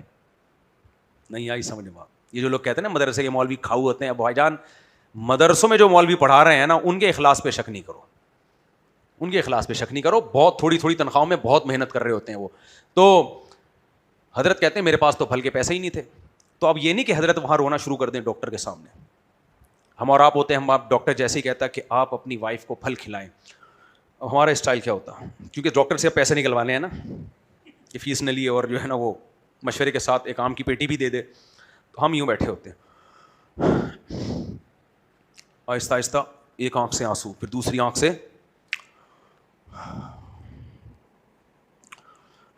سن لیا آپ نے ڈاکٹر صاحب کیا کہہ رہے ہیں؟ وہ بھی پھر بیگم صاحبہ بھی جی سن لیا ڈاکٹر صاحب ٹھیک ہے. ڈاکٹر کہتا کیا ہو گیا, آپ کچھ ایکسائٹیڈ ہو رہے ہیں, جذباتی ہو رہے ہیں؟ نہیں ڈاکٹر صاحب کوشش کریں گے, چلتے ہیں. یہ ہوتا نا ہمیں سڑا ہوا منہ لے کے اٹھتے ہیں وہاں سے. حضرت کا مزاج تھا, میں نے 78 سال کی عمر تک حضرت کو ہنستا بستا دیکھا ہے, کبھی چہرے پہ غم کے آثار, خدا کی قسم ان کی مجلس میں بیٹھ کے ٹینشن دور ہو جاتی تھی. ہر وقت چہرہ کیا ہے, اور کہتے تھے اللہ کی نعمتیں. اتنی لوڈ شیڈنگ بہت ہو رہی تھی ان دنوں میں دبا کے. ہم حضرت کے ساتھ آفس میں بیٹھے تو لائٹ چلی گئی, اندھیرا, حضرت بیٹھے ہوئے سارے کام کاج سے فارغ ہو گئے. تھوڑی دیر میں لائٹ آئی ہے, روشنی, اے سی میں لازمی, جب اللہ نے پیسہ دیا ہے تو بہت استعمال کیا. پھر حضرت اے سی کے بغیر نہیں رہتے تھے, ایک دم اے سی آن ہوا, لائٹ, کہتے ہیں اللہ کی کتنی بڑی نعمتیں, کتنی بڑی نعمت, کیسی روشنی ہو گئی, کیسا دماغ کیا ہو گیا, فریش ہو گیا. ہر وقت نعمتوں کی باتیں ہوتی تھی. حتیٰ کہ جب آخر عمر میں بیمار ہوئے نا, جس میں موت واقع ہوئی ہے, اس میں بھی کسی کو ہائے ہوئے نہیں کرنے دیتے تھے. لوگ تو چاہتے ہیں میں جب بیمار ہوں لوگ طرز کھائیں, ہائے ہمیں بہت غم ہو رہا ہے آپ کے دنیا سے جانے کا, ایسے کر کے نا. حضرت کو غصہ فرماتے ہیں انسان کے بچے بنو. تو ایک استاذ آئے, حضرت کی طبیعت خراب تھی, اسی میں حضرت کا انتقال ہوا. پھر انہوں نے کہا حضرت کافی غمزدہ ہوں آپ کو دیکھ کے. حضرت نے بہت ڈانٹ لگائی, فرمایا آپ لوگ ہر چیز کو الٹا سوچتے ہو, 78 سال کا ہو گیا, ابھی بھی نہیں جاؤں گا کیا؟ ابھی بھی تو ہم نکلو بھائی, 78 سال کا ہو گیا, بس کافی ہے, اب جانا بھی تو ہے, اس میں ٹینشن والی کیا بات ہے. بہت غصہ ہوتے تھے کوئی, اور اپنی بیماری حضرت لوگوں کے سامنے شیئر کر کے ان کی ہمدردیاں نہیں لیتے تھے. حضرت کہتے تھے استغنا کے ساتھ رہو, اپنا غم کس کے ساتھ شیئر کرو, صرف اللہ بس. حضرت فرمایا دوائیں بھی کھا رہے ہو نا, چھپ کے کھایا کرو, پبلک کے سامنے نہیں کھایا کرو. تو کیا تھا, میں کہاں سے کہاں چلا گیا. تو اپنی اہلیہ کو لے کر گئے ڈاکٹر کے پاس. ڈاکٹر نے کہا پھل فروٹ کھلائیں, ان کی طبیعت جب ہی سیٹ ہوگی. تو میں نے وہ پورا بتایا نا, ہم ہوتے تو کیسے کر رہے ہوتے, ہائے ہائے ہوا. تو ڈاکٹر پوچھتا خیریت, کہتے بس ڈاکٹر صاحب پیسے ہی نہیں. حضرت کہتے ہیں میں اٹھ گیا آرام سے. حضرت کے گھر والے, حضرت اپنی اہلیہ کی بہت تعریف کیا کرتے تھے. میں نے دنیا میں کسی شخص کو نہیں دیکھا جو اپنی زوجہ کی اتنی تعریفیں کرتا ہو جتنی میں نے اپنے شیخ کو دیکھا, جتنی وہ اپنی اہلیہ کی تعریف کرتے تھے. اور حضرت کو یہ اہلیہ ملی کیسے؟ حضرت فرماتے ہیں میرے والدین نے میرا رشتہ کہیں اور کر دیا تھا, وہ لڑکی دیندار نہیں تھی. حضرت کہتے ہیں میں شرم کی وجہ سے منع بھی نہیں کر پا رہا تھا. عمر 22-23 سال ہوگی, تو میں اس کھیت, انڈیا میں لدھیانہ میں تھے نا, تو کھیتوں میں گیا, وہاں جا کے سردے میں گر کے گڑ گڑایا, رویا اللہ کے سامنے کہ اللہ مجھے وہاں میری شادی کر دے جو دیندار ہو. تو کہتے ہیں وہاں اتفاق سے وہ رشتہ انہوں نے خود ہی توڑ دیا. تو پھر یہاں ہوئی, تو پھر حضرت سناتے تھے کہ کتنا اللہ نے میری اہلیہ کو توکل دیا, اور کتنی ان کو اللہ تعالیٰ نے حیا, پردہ, اور یہ ساری جو ایک دیندار عورت کی, یعنی ایک مثالی رشتہ تھا میرا حضرت کا اور ہمارے حضرت کی اہلیہ کا, ایسا مثالی رشتہ. حضرت کہتے ہیں میں نے آج تک اپنی اہلیہ کو حاکمانہ انداز میں کوئی آرڈر نہیں دیا. تم کہتے نہیں یہ اٹھا لو یہاں سے, یہ لے جاؤ یہاں سے, نہ دسترخوان اٹھوا لیں. حالانکہ اٹھانا کس نے ہے, ان کی اہلیہ نے اٹھانا. لیکن کہتے ہیں اٹھا لیں, یہ مجھے لگتا تھا جیسے میں آرڈر چلا رہا ہوں کسی نوکر پہ. نا ایسی تمیز سے زندگی گزاری ہے, سمجھ بھی نہیں آ رہی آج کل یہ تمیز مارکیٹ میں کیا چل رہی ہے. ہم تو سن کے حیران ہوتے ہیں یار. اور آئیے بیٹھیے, یہ گلاس یہاں سے اٹھوا لیں, دسترخوان یہاں سے اٹھوا لیجیے. حالانکہ پنجابی تھے, ٹھیٹ پنجابی تھے ہمارے حضرت. اسٹائل بات کرنے کا سمجھ میں آ رہا ہے, پنجاب میں اسٹائل نظر آتا ہے, کتنے جا رہے ہوئے. تمیز سے جب بات کرتے ہیں نا پنجابی لوگ, کتے کیا کر رہا ہے آج کل تو. میرے ساتھ ہوا ہے ایسا, مجھے ایسے کہا, میں نے کہا بھائی کتا کیوں کر رہے ہیں, مذاق میں کہا ہے, بڑا کمینہ ہے یار تو. کہتے ہیں نا پنجاب میں آپ جاؤ, کوئی ان کو گفٹ دو, کہ بڑا کمینہ نکلا, تو ان کے ہاں یہ گالی نہیں ہے, یہ کلچر ہے ان کا. تو حضرت فرماتے ہیں جب انہوں نے کہا میری اہلیہ کو کہ پھل کھلایا کرو, تو میرے پاس پھل کے پیسے نہیں تھے. حالانکہ حضرت کا میڈیکل سائنس کا مطالعہ بھی بہت تھا, حکمت کا بھی, ہومیوپیتھک کا بھی. حضرت پھلوں کی اہمیت زیادہ جانتے تھے, لیکن اللہ پہ توکل بھی تھا. ڈاکٹر کے پاس ایک علم ہوتا ہے, دوسرا نہیں ہوتا. حضرت فرماتے ہیں میں آرام سے اٹھ کے آ گیا, میرے گھر والے بھی, اور ہم دونوں نے سوچا کہ اگر ہمارے لیے پھل کی ضرورت ہوتی تو اللہ ہمیں پھلوں کے پیسے دیتا. تو یہ ڈاکٹر نے اپنے علم کے لحاظ سے درست بات کی ہے. یہ جنرلی تو اللہ کا ایک اصول ہے, لیکن ہمارے اوپر یہ اپلائی نہیں ہوتا. ہم لوگ خاص ہیں. ہم لوگ کیا ہیں, یعنی حضرت کے الفاظ کو میں, حضرت کی بات کو میں اپنے الفاظ میں بیان کر رہا ہوں. اگر بھائی ضرورت ہوتی تو اللہ پیسے دیتا, اس کا مطلب ضرورت نہیں ہے. پیسے نہیں دیے تو اس کا مطلب کیا ہے, ضرورت نہیں. حضرت بھی ماشاء اللہ 78 سال تک زندہ رہے ہیں, اور حضرت کی اہلیہ بھی 90-95 میں جا کے ان کا انتقال ہوا ہے. سمجھ میں آ رہی ہے بات؟ تو یہ مطلب ہے وَتَفَتَوَكَّلْ عَلَى اللَّهِ، جب فیصلہ کر لو تو توکل کس پہ کرو؟ اللہ پہ. جو ہوگا ہمارے حق میں کیا ہوگا؟ بہتر. تو مشورہ لینے کے بعد نقصان ہوا ہے پھر بھی نبی کو حکم دیا جا رہا ہے انہی سے مشورہ لینا ہے، اور اس پر جو فیصلہ ہو جائے توکل کس پہ کرنا ہے؟ اللہ پہ. جو ہوگا ٹھیک ہوگا. ایک گورے نے ایک عجیب بات لکھی ہے، مولانا عبد الماجد دریا آبادی رحمہ اللہ تعالی، بہت بڑے مفسر گزرے ہیں علماء دیوبند میں. یہ انگلش کے بھی بہت بڑے یعنی ایکسپرٹ تھے، انگریزی زبان کے بہت ماہر تھے، اور جو گوروں کا بھی کی کتابیں بھی انہوں نے بہت پڑھی ہوئی تھی. ان کی تفسیر میں جا بجا انگریزوں کے حوالے بھی ملتے ہیں. تو انہوں نے یہ جو آیتیں ہیں نا جن میں یہ اس طرح کی آیتیں، اس میں ایک انگریز مورخ کا حوالہ لکھا ہے، انگلش میں ہے وہ، پھر اس کا ترجمہ کیا ہے اپنی کتاب تفسیر ماجدی میں. لکھا ہے انگریز کہتا ہے کہ یہ جو مسلمانوں کے پاس یہ والی آیتیں ہیں نا کہ نقصان ہو بھی جائے تو کس پہ توکل کرنا ہے؟ اللہ پہ. کہہ رہے یہ ایک ایسی چیز ہے جو محمد، وہ تو صلی اللہ علیہ وسلم نہیں لکھتے نا گورے، وہ تو صرف محمد لکھتے ہیں. کہتے ہیں محمد کی کامیابی کا سب سے بڑا راز کیا تھا؟ یہ فلسفہ تھا. نا امیدی ہے ہی نہیں. صحیح ہے نا، نا امیدی ہے ہی نہیں. کہہ رہے سب سے بڑی جو کامیابی جو 23 سال میں پوری دنیا میں چھا گئے نا، اور فتوحات پہ فتوحات، وہ کہتے ہیں سب سے بڑی کامیابی کے پیچھے قرآن کی یہ والی آیتیں ہیں کہ ناکامی کو ناکامی نہیں مان رہے بھائی، جو ہے کس کی طرف سے ہے؟ یعنی اسٹریٹجی ہماری وہی رہے گی جو اللہ نے کامیابی کے اسباب بتائے ہیں، نتیجہ کس پہ چھوڑا جائے گا؟ اللہ پہ چھوڑا جائے گا. لیکن اسباب کامیابی کے ہوں. ہمارے ہاں اس آیتوں کا غلط مطلب ہوتا ہے، اسباب کامیابی کے ہوتے نہیں ہیں اور کہتے ہیں نتیجہ کس پہ چھوڑ دو؟ اللہ پہ چھوڑ دو. تو پہلے کامیابی کے اسباب اختیار کرو، پھر نتیجہ اللہ پہ چھوڑو. تو میں بات کہاں سے لے کے چلا تھا، کہیں اور نکل گئی، کسی کو یاد ہے؟ ناسا کی پتہ نہیں کہاں سے کہاں نکل گیا. ہاں کنفیوز، میں کہہ رہا تھا کہ کنفیوزڈ آدمی کبھی بھی کامیاب نہیں ہوتا. تو اس پہ میں یہ دلیل دے رہا تھا کہ قرآن نے کنفیوژن میں نہیں رکھا ہم کو. قرآن نے کہا اگر مشورے کے بعد غلط نتیجہ نکل بھی گیا تو کوئی بات نہیں، تقدیر کا حصہ سمجھو، دوبارہ مشورہ لو، پھر عزم کرو اور اس فیصلے پہ ڈٹ جاؤ. تو اللہ ہمیں چاہتے ہیں کہ ہم کنفیوز رہیں، ہیں بھائی، تردد میں ساری زندگی گزرنا، کرنا ہے کہ نہیں کرنا ہے، سوچنا ہے کہ نہیں سوچنا ہے، یہ ادھر جانا ہے ادھر جانا ہے. نہ اللہ کہتے ہیں بھائی یہ قواعد پورے کرو کسی چیز کے اسباب کے، اس کے بعد فیصلہ کرو. نقصان ہو جائے تو دیکھو کس بات پہ نقصان ہوا ہے، دوبارہ وہ اس نقصان کی تلافی کرو. بھائی اب یہ غلطی دوبارہ نہیں، مثال کے طور پر دوبارہ لڑائی ہو جاتی تو پھر یہ غلطی نہیں دہرائی جاتی کہ مدینہ سے باہر نکل کے لڑنا ہے. نہ تبھی آپ دیکھو جب غزوہ خندق ہوئی ہے تو پھر یہ نہیں ہوا کہ ہم باہر نکل کے سارے سب سے لڑیں گے. نہ بھائی پچھلی دفعہ یہ غلطی ہو چکی ہے. اب مشورے میں یہ طے پایا کہ آپ نے فرمایا صحابہ کرام سے اتنے سارے قبیلے مل کے حملہ کر رہے ہیں، کیا کرنا ہے؟ تو صحابہ نے کہا کبھی ہم نے یہ جنگ دیکھی نہیں ہے، اتنے سارے قبیلوں نے مل کے حملہ کیا ہو. تو جنہوں نے دیکھی ہے ان سے مشورہ لیا جائے. حضرت سلمان فارسی کو بلایا گیا جو فارس کے تھے، ایران کے تھے. ان سے پوچھا، انہوں نے کہا ہم نے تو یہ جنگیں دیکھی ہیں، ہم کیا کرتے ہیں خندقیں کھود دیتے ہیں کہ دشمن یعنی لڑائی کو ٹال دیتے ہیں، دھکیلتے ہیں، لڑتے نہیں ہیں ایسے موقع پہ، کیونکہ اتنی بڑی طاقت سے ان کمزوروں کے لیے آگے بڑھ کے لڑنا ممکن نہیں ہے. تو ہماری کامیابی یہی ہے کہ ان کو مدینہ آنے سے روک دیا جائے. تو خندقیں کھودی گئی ہیں. تو یہ ایک دفعہ جو خطا ہوئی اس کو دوبارہ دہرایا نہیں گیا ہے. تو کہاں سے کہاں بات چلی گئی؟ میں نے بیان یہاں سے شروع کیا تھا کہ بھائی یہ جو دل سخت ہونا اور دل نرم ہونا، تو اللہ تعالیٰ سے دعا مانگنی چاہیے کہ اے اللہ ہمارے دلوں کو نرم کر دے. تو یہاں سے میں لے کے چلا تھا کہ دل نرم ہونا الگ چیز ہے، کمزور ہونا الگ چیز ہے. جس کا دل کمزور ہوتا ہے وہ کنفیوزڈ ہوتا ہے، اس میں قوت فیصلہ نہیں ہوتی. تو یہ بری چیز ہے. اس کی میں نے مثالیں دی. تو کمزور دل نہیں چاہیے، نرم دل چاہیے. ہمارے نبی صلی اللہ علیہ وسلم سخت دل تھے یا نرم دل تھے؟ نرم دل تھے. آپ صلی اللہ علیہ وسلم سیدنا حسن حسین کو پیار کرتے تھے. ایک عرب آیا، اس نے کہا کہ میرے 10 بیٹے ہیں، میں نے آج تک کسی کو پیار نہیں کیا. نبی صلی اللہ علیہ وسلم کو اس کا یہ عمل بہت برا لگا، کیونکہ اولاد سے محبت نرم دل لوگوں کو ہوتی ہے، سخت دل لوگوں کو نہیں ہوتی. نبی نے جانور پہ ظلم سے منع کیا.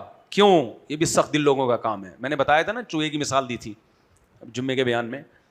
جانوروں کو مارتے اتنی اذیت سے، تکلیف سے مارتے ہیں. ایک عورت نے بلی کو باندھ دیا، بھوکا پیاسا مری ہے. وہ عورت نرم دل تھی سخت دل تھی؟ سخت دل تھی نا. یہ تو نظر آ رہا ہوتا ہے نا، نظر آ رہا ہوتا ہے یہ سب کچھ. انسان کا دل ہلتا ہے لیکن کچھ لوگوں کا دل نہیں ہلتا. آپ ویڈیوز دیکھیں یوٹیوب پہ، چائنیز کی پڑی ہوئی ہیں، زندہ کتے کو آگ میں جلا دیتے ہیں. یار یہ منظر دیکھا جا سکتا ہے؟ کوئی بھی جس کے سینے میں دل دھڑک رہا ہو کس طرح وہ کتا چیخے مار رہا ہے, ایسے چیخے مار. اور یہ جو حرام جانور ہیں نا, یہ ذہین ہوتے ہیں, ان کو پتا ہوتا ہے کہ اس کے ساتھ اب جو سلوک ہوا ہے وہی سلوک میرے ساتھ. کتا تو ذہین جانور ہے نا, ایک کو ڈالا ہے نا تو دوسرا اب سمجھ رہا ہے میرے ساتھ بھی یہ ہونے والا ہے. گائے کو جب آپ ذبح کرتے ہیں, دوسری گائے دم ہلا رہی ہوتی ہے, وہ اس کو پتہ ہی نہیں ہوتا کہ میرے ساتھ کیا ہونے والا ہے. ایک چائنیز کو میں نے دیکھا, زندہ مرغا اٹھا کے بوائل پانی میں ڈال دیا, زندہ مرغا. یار اس کو پہلے مار دیتے, گلا گھوڑ دیتے, زندہ اٹھا کے ڈال دیا. اب وہ جب اچھی طرح ابلا ہے زندہ, اس کو پانی سے نکالا ہے, وہ تڑپ رہا ہے, ابھی بھی زندہ ہے, سانس ہے اس میں, اس کے پر ہٹا رہا ہے. بھائی یہ پر ہٹانے کا کام جانور کو مار کے نہیں ہو سکتا تھا, تم کھانے کے لیے کر رہے ہو نا یہ سب کچھ. چھری چلا دو گلے پہ اس کے, کرنٹ سے مار دو, پھر جو مرضی کرتے رہو.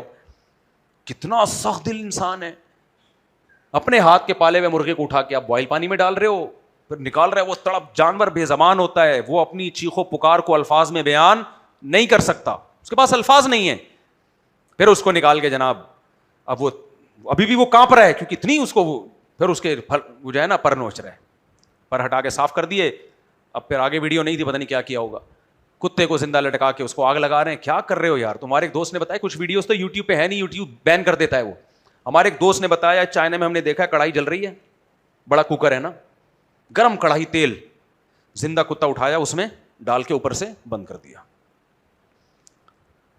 اچھا, اب جب ہم گلا کاٹتے ہیں نا, یہ دماغ پہ چوٹ پڑتی, جانور مرتا ہے. اس کنڈیشن میں جلدی نہیں مرتا جانور. کہہ رہے ہیں جب وہ کوکر سے نکالا ہے نا پکا کے, کتا اس وقت بھی زندہ تھا.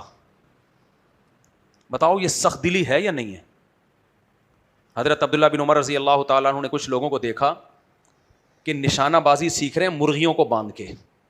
حضرت عمر کے بیٹے عبداللہ ابن عمر نشانہ بازی سیکھ رہے ہیں. بھائی تیروں کا نشانہ بازی سیکھتے ہیں نا, تو نشانہ کس کو لے رہے ہیں, مرغیوں کا. کہتے ہیں حضرت عبداللہ بن عمر نے حدیث سنائی, نبی کریم صلی اللہ علیہ وسلم نے اس عمل سے لوگوں کو منع کیا ہے. تیر اندازی سیکھنی ہے, بے جان چیز کو بھی ہدف بنایا جا سکتا ہے. جانور کو تختہ مشق بنائے بغیر بھی یہ کام ہو سکتا ہے. مرغی کو مارنا ہے کھانے کے لیے تو ٹھیک ہے, ادروائز نشانے بازی کے لیے ٹھیک نہیں ہے. تبھی قرآن کہتا ہے فَوَيْلٌ لِّلْقَاسِيَةِ قُلُوبُهُمْ, جن کے دل سخت ہو چکے ہیں ان کے لیے تباہی, کیونکہ جن کے دل سخت ہو گئے ہیں وہ ایسے گناہ اپنے اعمال میں اکٹھے کر رہے ہیں, کیونکہ ان کے دلوں پہ تو کوئی اثر ہی نہیں پڑتا, وہ گناہ پہ گناہ کرتے چلے جاتے ہیں اور قیامت میں ان کو حساب دینا پڑے گا. جن کے دل نرم ہوتے ہیں ان کا گناہ کرتے ہوئے دل کانپ اٹھتا ہے, ظلم کرتے ہوئے دل کانپ اٹھتا ہے, تو وہ کرتے ہی نہیں ہیں. فرعون نے ہزاروں بچوں کو قتل کیا تھا. بچہ کتنا پیارا کتنا معصوم ہوتا ہے. ابھی ایک ویڈیو وائرل ہوئی ہے, ایک ڈاکو آیا کسی دکاندار سے نا پیسے چھین رہے, دکاندار کی بچی بھی بیٹھی ہوئی ہے. اس بچی بیچاری کو نہیں پتا کہ یہ ڈاکو ہے. بچی نے بھی دراز سے 50 روپے نکال کے دی تھی. اس ڈاکو کو ترس آیا اور وہ جو پیسے لیے تھے واپس چھوڑ کے چلا گیا. کچھ نہ کچھ رحم دلی تھی. میں نہیں کہہ رہا ڈاکو رحم دل ہوتے ہیں, بڑے بغیرت ہوتے ہیں یہ, لیکن بچی کے اس عمل پہ تھوڑا سا اس کو کیا ہو گیا, تھوڑا سا دل نرم ہو گیا, یار یہ بیچاری کیا کر رہی ہے. آپ یعنی بچہ ایک ایسی چیز ہے جس پہ سخت سے سخت دل آدمی کا سینہ بھی پگھل جاتا ہے. سخت سے سخت دل آدمی کا سینہ. جب یہ غزہ میں بمباری ہو رہی تھی, لوگ بڑوں کی ویڈیوز دیکھ کے زیادہ رو نہیں رہے تھے, جو بچوں کی ویڈیوز آ رہی تھی نا ان پہ دل تڑپ جاتا تھا, معصوم بچوں کی ویڈیوز پہ. انسانی فطرت ہے. سوچو فرعون کا کیسا سخت دل ہوگا جو ماؤں کی گود سے معصوم بچے چھینتا اور مائیں بلک بلک کے روتی اور انہی کے سامنے اس بچے کی گردن پہ چھرا چلا دیتا. ایک نہیں ہزاروں بچے قتل کیے. اسلام آنے سے پہلے عرب نے سینکڑوں لڑکیاں زندہ دفن کی ہیں. باپ اپنی بیٹی کو کیا کر رہا ہے, مٹی کھود کے زندہ دفن کر رہا ہے. نبی کریم صلی اللہ علیہ وسلم کے سامنے نا ایک شخص آیا اسلام قبول کرنے کے لیے. اس نے کہا کہ میں نے 100 لڑکیوں کو زندہ دفن ہونے سے بچایا ہے. حالانکہ وہ کافر تھا اس وقت, لیکن سینے میں کیا تھا, اس کے دل تھا. اس کو ترس آتا تھا ان بچیوں پہ. وہ کیا کرتا تھا, پیسے دے کے وہ بچیاں خرید لیتا تھا, ان کو پھر پالتا تھا. تو اس نے کہا یا رسول اللہ, میں نے اسلام لانے کے بعد انہوں نے کہا یا رسول اللہ, میں نے 100 بچیوں کو زندہ دفن ہونے سے بچایا ہے, جن کے باپوں کی گود سے لیا کہ ان کو تمہاری نظروں سے ہمیشہ کے لیے دور کر دوں گا, تم ان کو ذلت سمجھتے ہو نا, دور کر دوں گا. تو یا رسول اللہ, لیکن یہ نیکی میں نے حالت کفر میں کی ہے, کیا میری اس نیکی کا مجھے ثواب ملے گا؟ نبی نے فرمایا اسی نیکی کی وجہ سے اللہ نے اسلام کی توفیق دی ہے. کیا مطلب؟ اب اس حدیث کو میں اپنے الفاظ میں ایکسپلین کرتا ہوں. کیا مطلب؟ تمہارے اندر ایک نرم دلی ہے. یہ نرم دلی جس میں ہوتی ہے وہ حق کو قبول کرتا ہے. تو اسلام بھی ایک حق ہے نا, تو اسی نرم دلی کی وجہ سے اسلام بھی سمجھ میں آ گیا. سخت دل لوگوں کو اسلام سمجھ میں نہیں آتا, نہ اللہ سمجھ میں آتے ہیں, نہ اللہ کے رسول سمجھ میں آتے ہیں. اور اسی کے برعکس دوسری حدیث بھی ہے کہ ایک شخص نبی کے پاس آیا اور اس نے عرض کیا, یا رسول اللہ, میں نے حالت کفر میں ایک جرم کیا تھا. بعد میں بعض لوگ سخت دل ہوتے ہیں لیکن اللہ دلوں کو بدل بھی دیتا ہے نا. میں نے حالت کفر میں یہ جرم کیا کہ میں سفر میں تھا, میرے یہاں بیٹی کی ولادت ہوئی. جب میں آیا بچی 2.5-3 سال کی ہو چکی تھی, تو میری بیوی نے اس بچی کو مجھ سے چھپا لیا اس خوف سے کہ باپ قتل نہ کر دے. یہ بھی صحیح حدیث ہے. میری جب اس پہ نظر پڑی ہے تو میں اس کو اٹھا کے لے گیا. آج بھی مکہ میں وہ قبرستان موجود ہے جہاں بچیوں کو زندہ دفن کیا جاتا تھا, اور میں نے وہ قبرستان دیکھا ہے. اور ایک عجیب اسلام کا معجزہ کہیں آپ, اس قبرستان پہ کوئی تعمیر ممکن ہی نہیں ہے. سعودی حکومت نے 100 دفعہ کوشش کر لی ہے کہ یہاں کچھ ہم بنا دیں, بنتا ہی نہیں ہے. یعنی اللہ نے اس قبرستان کی زمین کو باقی رکھا ہوا ہے عبرت کا نشان بنانے کے لیے کہ قیامت تک جو ویمن رائٹس کے نام پہ آوازیں بلند کریں گے نا, اور کہتے ہیں اسلام عورت کے حقوق چھینتا ہے, اسلام عورت کو حقوق نہیں دیتا, یہ مذہبی اسکالر عورت کے حقوق کے قائل نہیں ہیں, ان کے منہ پہ زوردار تماچا ہو کہ سب سے پہلے یہ وہ جگہ ہے جو آج بھی بانگ دہل گواہی دے رہی ہے کہ بیٹیوں کو سب سے پہلے تحفظ کس نے دیا ہے؟ اسلام نے دیا ہے. اس دور میں دیا جب کوئی NGO نہیں تھی, خواتین کے حقوق پہ آواز اٹھانے والا دنیا میں کوئی بھی نہیں تھا, اس وقت یہ تحفظ دیا ہے. تو تم ہمیں سکھاؤ کہ خواتین کے حقوق. اس لیے لبرل لوگوں سے میں ذرا بھی متاثر نہیں ہوتے, کہتے ہیں ایکچولی اٹھا جا, ہمیں تو بتائے گا اسلام کے حقوق. ایسے ہی ہے جیسے کوئی ہندو ہمیں بتا رہا ہو کہ ہم تمہیں بتاتے ہیں توحید کیا ہے. ابے تو ہزاروں خداؤں کو پوجتا ہے, تو ہمیں بتائے گا کہ, جب تک تمہیں صحیح مثال نہ دو سمجھ میں نہیں آئے گا. کمارا مجھے بتا رہا ہو کہ 4 شادیاں کیسے کرنی ہیں, اس کا تو واجب الچماٹ ہے یا نہیں ہے؟ ابے 2 والا بتا دے, 3 شادیوں والا بتا دے کہ بھائی مفتی صاحب یہی آپ سے مسٹیک ہوئی ہے نا, تیری ایک بھی نہیں ہوئی اور تو ہمیں سمجھا رہا ہے کہ شادی کیسے کرنی چاہیے. تو واجب الچماٹ ہے یا نہیں ہے؟ کیا خیال ہے؟ اسی طرح جو ہے یہ جو خواتین کے حقوق ہمیں سکھا رہے ہیں, ہاں اسی طرح یہ جو انگریز بچے آج کل موٹیویشن اسپیکر نا, بچے کیسے پالے جاتے ہیں, ٹش پش بتا رہے ہوتے ہیں. میں کہتا ہوں یہ ہمیں بتائیں گے جن کے 19 ہیں. نہیں آئی سمجھ میں؟ آج کل ابے یار تم لوگ کو آرام سے بات سمجھاؤ تو آتی ہے سمجھ میں. آج کل سائیکالوجسٹ آ رہے ہیں جو بچوں کی تربیت کے طریقے بتا رہے ہیں کہ بچوں کے ایکچولی ایسے ٹھش پش لے کے چلنا پڑتا ہے, اور یہ باہر سے پڑھ کے آئے ہوتے ہیں. میں کہتا ہوں تم جس قوم سے پڑھ کے آ رہے ہو ان کے بچے ہوتے ہی نہیں ہیں, تم ہمیں آ کے بتا رہے ہو کہ بس کرو یار خدا کے, جس قوم کے بچے ہی نہیں ہوتے. یہ ایسا ہی ہے جیسے انگریز ہمیں سکھا رہا ہو کہ ماں کی کیئر کیسے کی جاتی ہے. اب میں ہمارا گاؤں دیہاتی جو پنڈ کا ہوگا نا وہ زیادہ اچھا بتائے گا ماں باپ کو کیسے پالا جاتا ہے, کیسے خدمت کی جاتی ہے. تو پنڈ والوں سے پوچھو, گاؤں دیہاتوں والوں سے پوچھو, یہ تو شہری لوگوں سے بھی نہیں پوچھو. آپ انگریز سے پوچھ رہے ہو کہ ماں کی کیسے خدمت کی جائے, باپ کی کیسے, تو یہ عقل پہ ماتم کرنے کو دل کرے گا کہ نہیں کرے گا؟ اسی طرح میں بولتا ہوں دیکھو انگریز سے آپ ٹیکنالوجی لو, سائنسی علوم لو, ساری چیزیں لو, ڈپریشن کا علاج انگریز کے پاس نہیں ہے. اسٹریس کا علاج دوائیاں ہیں, ڈپریشن کی دوائیاں بہت اچھی بنائی ہوئی ہیں انہوں نے, بہت کارآمد دوائیاں ہیں ڈپریشن کی بھی, اسٹریس کی بھی. یہ تو ایک وقتی علاج ہوتا ہے نا جو اسٹریس اور ڈپریشن کا, وہ کیونکہ بھائی جس قوم میں سب سے زیادہ خودکشیاں ہو رہی ہوں یہ ڈپریشن کی وجہ سے ہو رہی ہیں, وہ ہمیں بتائیں گے کہ سکون سے زندگی کیسے گزاری جاتی ہے. تو بس کرو یہ لطیفے کسی اور کے سامنے سنایا کرو جا کے. لوگ میرے سامنے لطیفہ آ کے سنا رہے ہوتے ہیں جاپان کے سائنسدان نے بتایا ہے, جاپان کے ایک ڈاکٹر نے کہ اسٹریس کو ختم کرنے کا طریقہ ہے. میں کہتا ہوں یہ ڈاکٹر کے بارے میں خطرہ ہے, خود ہی اسٹریس سے مر نہ جائے کہیں. یہ جاپان میں اسٹریس کا ریشو سب سے زیادہ ہے. تو خوش رہنا, یہ ہمارے ملکوں میں اتنی ٹینشن کے بعد خوش رہتے ہیں, گٹر کے ڈھکن نہیں ہے پھر بھی کیا ہے خوش ہیں. یہ ٹینشن گورے کو دے دو نا چند دنوں کے لیے, انہی گٹروں میں ہمارے یہاں تو غلطی سے گرتا ہے نا وہ جان کے گرے گا, جان کے گرے گا. تو میرے بھائی یہ NGOs ویمن رائٹس کی باتیں کر کے ہمیں سکھا رہی ہوتی ہیں خواتین کے حقوق. تو واجب الچماٹ ہیں یا نہیں ہے؟ بولو. اور بھائی ہم اسلام کو مانتے ہیں, سب سے پہلے عورت کے حق کی آواز کس نے اٹھائی ہے؟ محمد صلی اللہ علیہ وسلم نے. بیٹیوں کو تحفظ اور بیٹی کو عزت کس نے دی ہے؟ محمد صلی اللہ علیہ وسلم نے. بیوی کو عزت کس نے دی ہے؟ محمد صلی اللہ علیہ وسلم نے. سب سے پہلے وہ ہے. تو ہمیں وہاں سے بہت کچھ مل گیا ہے. آپ اور یہ جو انٹیاں سکھا رہی ہوتی ہیں نا میرے جسم میری مرضی والی ویمن رائٹس کی باتیں کر رہی ہوتی ہیں ٹھش پش کر کے, ان کو بیچاریوں کو خود کہیں سے بھی حقوق نہیں مل رہے ہوتے, کیونکہ نہ ابا سے ملا ہوتا ہے, کوئی حق ان کو نہ اماں سے ملا ہوتا ہے, شوہر نام کی کوئی چیز, شوہر ان کا ہوگا بھی کتنا بیچارہ مظلوم. سوچو یار, جب شوہر کے سامنے کہتی ہوگی میرے جسم میری مرضی, وہ کہے گا میں نے مہر کس سلسلے میں دیا تھا بھائی, میرے ساتھ تو دھوکا ہوا ہے, کیا خیال ہے. وہ تو ملاقات سے پہلے کہتا ہوگا کہ میری شادی ہوئی تھی, سلسلے میں ملاقات کے لیے حاضر ہوا ہوں, اگر آپ پرمیشن دیں تو بیٹھ جاتا ہوں, ورنہ وہاں دفعہ ہو جاتا ہوں. تو آدمی ہوا یا پجامہ ہوا وہ؟ تو نہ ان کو شوہروں سے محبت ملتی ہے, نہ اولاد سے محبت ملتی ہے, نہ ماں باپ سے. ماں باپ کے بھی باقی ہوتے ہیں یہ. تو یہ بیچارے پھر ٹی وی کے میں جا کے اس طرح کی باتیں کر رہے ہوتے ہیں. کچھ ان بیچاروں کے پان گٹکے کا انتظام, خرچہ پانی مل جاتا ہے.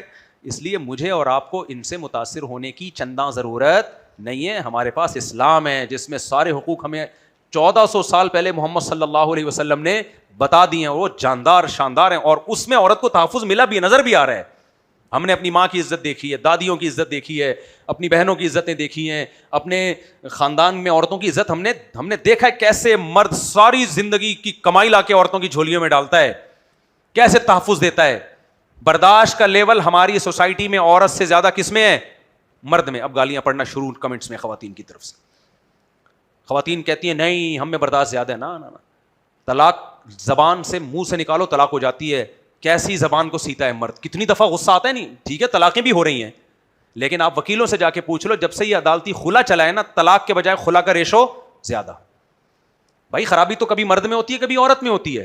عورتوں میں خرابی ہوتی تھی, مرد طلاق نہیں دیتے تھے, چلاتے تھے رشتہ. مردوں میں خرابی ہو رہی ہے, ٹھک خلا لیا اور پتلی گلی سے نکل لی. تو برداشت مرد میں زیادہ عورت میں زیادہ ہوئی, مرد میں زیادہ ہوئی ہے. یہ تو ریالٹی ہے نا. وکیلوں سے پوچھ لو بھائی, مجھ سے نہیں پوچھو, وکیل بتائیں گے. جب سے عدالتی خلا مارکیٹ میں آیا ہے, طلاق کے بجائے خلا کے کیسز زیادہ. میرا جو بیان چلا تھا نا, حالانکہ دیکھو مرد کے لیے رشتہ ختم کرنا کتنا آسان ہے, زبان سے لفظ نکالے, پھر بھی نہیں نکالتا وہ. عورت کے لیے پھر بھی کورٹ جانا پڑ رہا ہے نا, پھر بھی جا رہی ہے, وہ وکیل کو پیسے بھی دے رہی, برداشت ختم. تو یہ مشرقی مرد ہے, مسلمان مرد ہے جو برداشت کر لیتا ہے. سارے مرد نہیں ہوتے, بہت سے بے غیرت بھی ہوتے ہیں, میں سب کی بات نہیں کر رہا. تو لیکن پھر بھی یہاں برداشت کا ریشو مردوں میں زیادہ. میرا ایک ویڈیو بڑی وائرل ہوئی تھی, اس میں نے کہا تھا یہ شکر ہے اللہ نے طلاق کا اختیار مردوں کو دیا, اگر اللہ عورتوں کو دے دیتے ہم سب رنڈے ہوئے ہوتے. کتنی دفعہ طلاقیں ہو چکی ہوتی کہ نہیں ہوتی, ذرا سی لڑائی بھی بیگم ٹھا ٹھا ٹھا ٹھا ٹھا فتوے لیتے ہوئے گھوم رہے ہوتے. کیا خیال ہے؟ ابھی تو اللہ کا شکر ہے عورتوں کو پتا ہے کہ ہمارے بولنے سے کچھ بھی نہیں ہوگا, تو گھر چل جاتا ہے. تو یہ مسلمان مرد ہے جو برداشت کر لیتا ہے, گوروں میں اتنی برداشت نہیں ہے. تو کہاں سے پھر بات کہاں چلی گئی. تو میں یہ عرض کر رہا تھا کہ اپنی مسجد کی اذان جو ہے نا وہ سننا, اس کا جواب ضرور دینا چاہیے. اگر کہیں اور سے اذان آ رہی ہے تو بھی سن لے, ٹھیک ہے, نہیں سنے تو بھی ٹھیک ہے, کوئی شرعی اس میں وہ نہیں, قباحت نہیں ہے. بس بیان میں سمیٹ کے ختم کر رہا ہوں. تو میں یہ عرض کر رہا تھا بھائی, کمزور دل ہونا عیب ہے, نرم دل ہونا عیب نہیں ہے. تو نبی کریم صلی اللہ علیہ وسلم بہت نرم دل تھے. آپ نے خواتین کے حقوق کی بھی آواز اٹھائی. تو میں وہ سخت دلی کی مثال دے رہا تھا. وہ صحابی کہتے ہیں میری بچی بڑی ہو گئی, 2.5-3 سال کی تقریباً, تو اس کو میں جب دفن کرنے کے لیے لے کے گیا ہوں, وہ اپنے ہاتھوں سے مٹی کھود رہی تھی اپنی بیچاری کو. یہ جیسے آپ جو کام کریں بچیاں بھی باپ کے ساتھ کام میں ہاتھ بٹانا شروع کر دیتی ہیں. کیسا سن کے آدمی کی نیند اڑ جائے, سن کے نیند اڑ جائے یہ واقعہ. اور پھر بھی انہوں نے دفن کر دیا. کتنی سخت دلی ہے. تو اس لیے میرے بھائی, سخت دل آدمی دنیا میں رہنے کے قابل نہیں ہوتا. اللہ سے نرم دلی مانگا کرو, مانگا کرو اللہ تعالیٰ سے.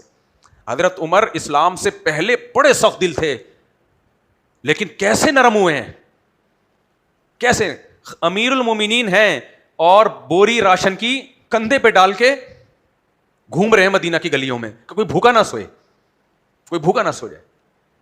ہم نے بعض اپنے بڑوں میں یہ بعض کے تقریباً سارے بڑوں میں یہ چیز دیکھی ہے. ہمارے ایک استاذ کا واقعہ ہے, استاذ بھی پٹھان تو کہتے ہیں نا بڑے سخت دل ہوتے ہیں. ہمارے کڑک قسم کے پٹھان بھی, اوریجنل پٹھان, یہ پٹھان بھی کراچی میں بہت سے چائنا کے پٹھان ہیں, اوریجنل پٹھان نہیں ہے, اوریجنل پٹھان. ہمیں یاد ہے بقرعید میں بکرا لے کر آ گئے ہم ان کے لیے, اور ایک دن بعد اس نے ذبح ہو جانا ہے. ہمارے استاذ نے بولا رات کو 12 بجے نا, لیٹ آیا بکرا نا, انہوں نے کہا اس کے لیے چارہ لے کر آؤ. ہم نے کہا صاحب دکانیں بند ہیں, اب چارہ نہیں ملے گا, صبح ہوگا. استاذ نے بولا نہیں, کہیں سے بھی آئے گا چارہ آئے گا. ہمارے استاذ نے کہا یہ جب تک کھائے گا نہیں میری رات کی نیند اڑ جائے, میں نہیں سو سکوں گا, یہ بھوکا ہے. سو ہمیں اندازہ ہوا کہ یار حالانکہ جانور ہے, بھوکا ہے. اور میں نے الٹے لوگ بھی دیکھے ہیں, الٹے, یعنی ہمارے استاذ کہہ رہے ہیں مجھے, میں نہیں سو سکتا, اس کی بھوک کی وجہ سے دل کس کا خراب ہوگا میرا, کہیں سے بھی لے کر آؤ کھلاؤ اس کو, پیٹ بھرے گا تو میں سوؤں گا. آج لوگ انسانوں کی ایسی فکر نہیں کر رہے ہوتے, اور میں نے اس کے الٹ بھی دیکھا ہے. میں ایک دفعہ سندھ سے اتنی اونچی بکری لے کر آیا تو جگہ نہیں مل رہی تھی, تو ایک جاننے والے کے پاس رکھ دی. ایک ہفتے بعد میں بکری لے کر گیا ہوں تو بکری کے سوپ نہیں ہوتا ہڈیوں کا, مجھے لگ رہا تھا میں سوپ بنا کے پیوں گا اور کچھ کسی کام کی نہیں ہے. میں نے پوچھا آپ ان کو کھلاتے نہیں تھے؟ انہوں نے کہا میں نے صبح میں یہ دے دیتا ہوں بس ناشتے میں تھوڑی سی. میں نے کہا اس کے بعد کہہ رہے نہیں جتنا کم کھائے نا اتنی سیٹ رہتی ہے یہ. تو خود بھی پھر 24 گھنٹے میں ایک دفعہ, اور وہ بھی. تو میں نے کہا یار یہ تو بیڑا غرق کر دیا. آپ روزہ رکھ سکتے ہو 24 گھنٹے میں ایک, روزے میں بھی 2 ٹائم کھا لیتا ہے آدمی صبح بھی, اور بکری تو سارا دن کھانے والا جانور ہے. میں نے کہا بھائی یہ تو اللہ کا فضل ہو گیا, میں پہنچ گیا, ورنہ تو اس کے انا للہ ہو جانا تھا. یہ ہے سخت دلی. سمجھ میں آ رہی ہے بات؟ تو اللہ سے سخت دلی مانگنی چاہیے. نرم دلی, نرم دل آدمی بیوی بچوں کے حقوق بھی ادا کر لیتا ہے, ماں باپ کے بھی, اللہ کے بھی, اللہ کے رسول کے بھی. سخت دل آدمی دنیا میں کسی کام کا نہیں ہوتا. اور یہ کسبی بھی ہے. کسبی کا مطلب ہوتا ہے کچھ تو گاڈ گفٹڈ ہوتی ہے, کچھ اپنے اختیار سے بھی ہوتی ہے. آپ سخت دلی والے کام کرتے رہیں گے تو آہستہ آہستہ پتھر دل ہو جائیں گے, نرم دلی والے کام کرتے رہیں گے تو آہستہ آہستہ نرم دل ہو جائیں گے.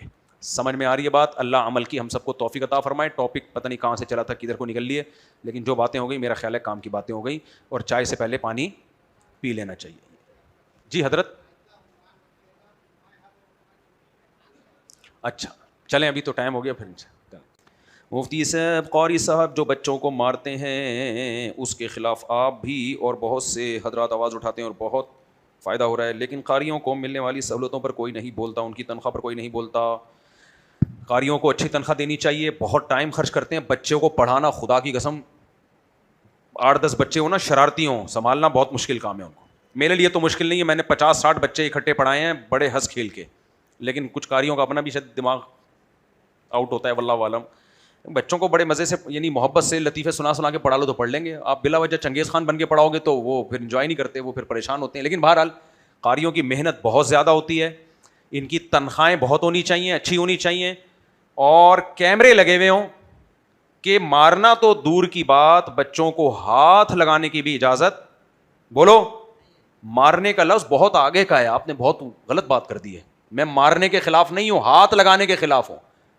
یہ دور فساد کا دور ہے, اس میں کسی پہ اعتماد نہیں کیا جا سکتا. کل ہمارے ایک دوست نے بڑی اچھی بات کی, بالکل ٹھیک کی, کہ آج کل بچیوں سے زیادہ نا بچے غیر محفوظ ہیں. بچے غیر محفوظ ہیں. 7-8 سال کے بچوں کو کزنوں کے ساتھ بھی سونے مت دو, کسی کے ساتھ سونے مت دو. گھر میں سوئیں اپنے بھائی بہنوں کے ساتھ بس, باہر کسی پہ بھی اعتماد مت کرو. میں نہیں کہہ رہا بدگمان ہو کہ کزن برا ہے, نہیں ہوگا بھائی برا, لیکن 100 میں 1 برا ہوتا ہے, اس کے چہرے پہ لکھا ہوا نہیں ہوتا. یہ جو بچوں والی بیماری ہے نا, یہ اتنی غلیظ گندی چمٹتی ہے نا, یہ چھوٹتی نہیں ہے اتنے آرام سے, کیونکہ اس نے غلط کام کر کے اپنے آپ کو عادی بنا لیا ہوتا ہے. تو اس لیے میرے پاس آئے ہیں کچھ لڑکے جو گے بن چکے ہیں, کہہ رہے ہیں ہم تو بیزار آ گئے ہیں, ہمیں عورت میں رغبت نہیں ہے. میں کہ ہوا کیا تھا, ہسٹری جب تلاش کرو نا تو کسی کزن کے ساتھ کسی شادی میں سو رہے تھے, اس کزن نے گڑبڑ کی, اس سے ان کو کیا پڑ گئی, عادت. اور اللہ معاف فرمائے بعض دفعہ چاچا ماما تک بھی انوالو ہو جاتے ہیں. نہیں ہونا چاہیے, ایسے چاچے مامے ہمارے سوسائٹی میں نہیں ہوتے, زیادہ میجورٹی اچھی ہی ہے, کوئی بدگمان نہ ہو کسی سے. میں صرف احتیاط کی بات کر رہا ہوں. مسجد میں آتے ہو اپنے بچوں کو ساتھ لے کر آؤ, ساتھ لے کے جاؤ. تو یہ بہت بڑی بیماری ہماری سوسائٹی میں پھیل چکی ہے. تو بچیوں سے زیادہ حفاظت کس کی کرنی پڑ رہی ہے, بچوں کی. اور فیس بک پہ لازمی نظر رکھو, بچوں کو فیس بک پہ بھی گے لوگوں سے واسطہ پڑ جاتا ہے, وہ پھر بچوں کو وہاں آئی ڈی بنا کے وہاں خراب کر رہے ہوتے ہیں. تو قاری ہو, مفتی ہو, حضرت جی ہوں, یا کوئی اسکول ٹیچر ہو, پروفیسر ہو, لیکچرار ہو, رکشے والا ہو, ٹیکسی والا ہو, کوئی بھی ہو, ہاتھ لگانے کی اجازت بولو نہیں. صرف ٹوپی رکھی ذرا بچہ, صرف ٹوپی ایسے بس, اتنا پیار کرنا کیا ہے, کافی ہے بس. یہاں سے یہ نگرانی کیا کرو, قاری مانیں گے نہیں اتنی جلدی. بولا ہاتھ لگانے کی آتی. ہمارے یہاں بھی قاری صبح آتے ہیں, کچھ بچوں کو پڑھاتے ہیں, میں نے ان کو بتایا, حالانکہ بہت نیک قاری ہے, میں خصوصاتی طور پہ جانتا ہوں, وہ برا نہیں ہے, لیکن پھر بھی پہلے ہی ہم نے بتا دیا بھائی کیمرے لگے ہوئے ہیں, پہلے ہی ہم نے بتا دیا. حالانکہ ہمیں پتہ ہے کہ بندہ ایک نمبر ہے, لیکن پھر بھی ہم نے پہلے کیا بتا دیا, اور احتیاط کے لیے, بھائی کیمرے لگے ہوئے, ہر وقت دیکھا جا رہا ہے, آپ کو ہاتھ نہیں لگانا ہے بچے کو, صحیح ہے نا. اس کو ہم نے, اب وہ کہتے ہیں اچھا میں برا ہوں, نہیں قاری صاحب آپ بہت نیک ہو. ہماری پالیسی ہے کہ اس میں حاجی پاجی دیکھنا ہی نہیں ہے, بچے کو ہاتھ لگانے کی اجازت نہیں. ختم, قصہ ختم ہو. اچھا لیکن قاریوں کی تنخواہیں بھی دو, اچھی تنخواہ دو قاریوں کو. قرآن پڑھا رہا ہے یار تمہارے بچے کو, انگلش پڑھانے والے کو دے دیتے ہو اچھی تنخواہ, قرآن پڑھانے والے کو ایسے ٹرکایا ہوا ہے. میں عدیل احمد خان, میری شادی انہوں نے ہوئی, اب نام بیگم کا لکھا ہوا ہے یار, جو کورنگی کراچی دارالعلوم میں رہتی ہیں, گھر میں امی اور والدہ وائف کی لڑائی ہوئی جس پر میری بیوی بچے کو لے کر چلی گئی اور میرا 2 سال کا بچہ ہے, اسے بھی لے گئی. لڑائی اتنی ہو گئی کہ گھر آنا, گھر والوں نے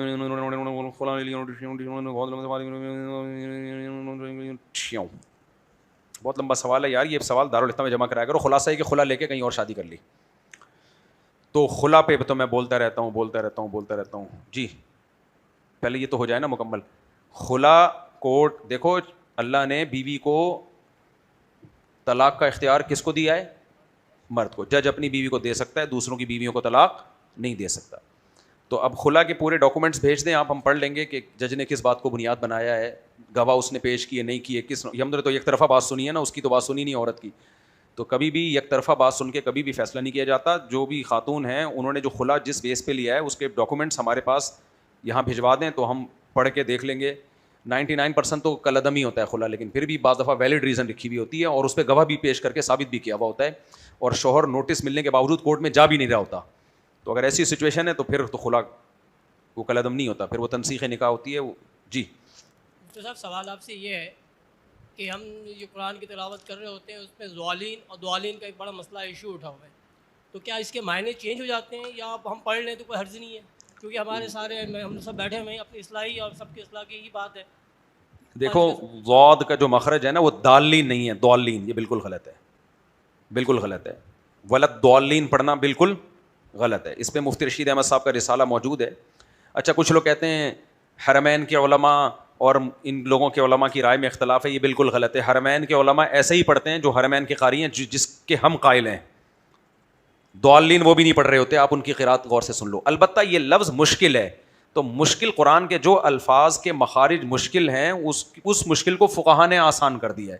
انہوں نے کہا کہ عامی آدمی اگر وا کے مشابہ پڑھ لے, ضالین پڑھ لے, نماز ہو جائے گی اس کی, کیونکہ اسلام پوری دنیا کے انسانوں کے لیے, صرف عربوں کے لیے نہیں ہے. تو یہ بہت پہلے فقہائی مسئلہ حل کر چکے. جب اسلام پھیلا تو بہت سے اجمیوں سے ہی بہت سارے الفاظ نکل ہی رہے تھے, تو جو جتنے نکل جائیں اتنے کیا ہیں, کافی ہیں.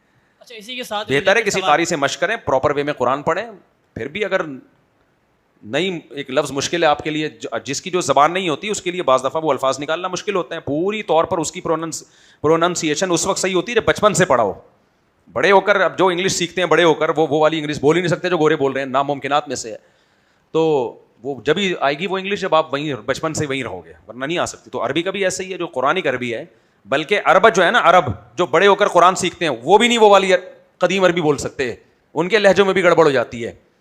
تو جو بچپن سے سیکھتا ہے وہ صحیح پڑھ لیتا ہے, جو نہیں سیکھتا تو پھر اس کے لیے مشکل ہوتی ہے. تو اس مشکل کا حل فقہا نے پہلے صدیوں پہلے بیان کر دیا ہے کہ ہو جائے گی نماز, جس طرح بھی پڑھ لے. حتی الامکان کوشش کرے صحیح, لیکن زیادہ وہمی نہ بنے. وہ گھنٹے لگا دیا دوادی پہ, یوں گھوم رہا ہے کبھی یوں گھوم رہا ہے, ایسے وہمی وہ پاگل میں نے بہت دیکھے ہیں. ہمارے محلے میں ایک پاگل رہا کرتا تھا, کسی کو کیا پتا کس کی بات ہو رہی ہے, غیبت نہیں ہوگی انشاءاللہ. میرے ساتھ کبھی کبھار نماز پڑھتا تھا, میرا دماغ کھا جاتا تھا. وہ اس کو الحمد کا ہا نہیں نکلتا تھا منہ سے, الحمد یوں کر کے نکال رہا ہوتا تھا. ابے بس کر یار. وہی لطیفہ ہے نا, قاری صاحب بچے کو پڑھا رہے تھے, بچے بولو ہا. اب قاری صاحب جیسا گلا تو بچے کا نہیں, تو اس نے کہا ہا.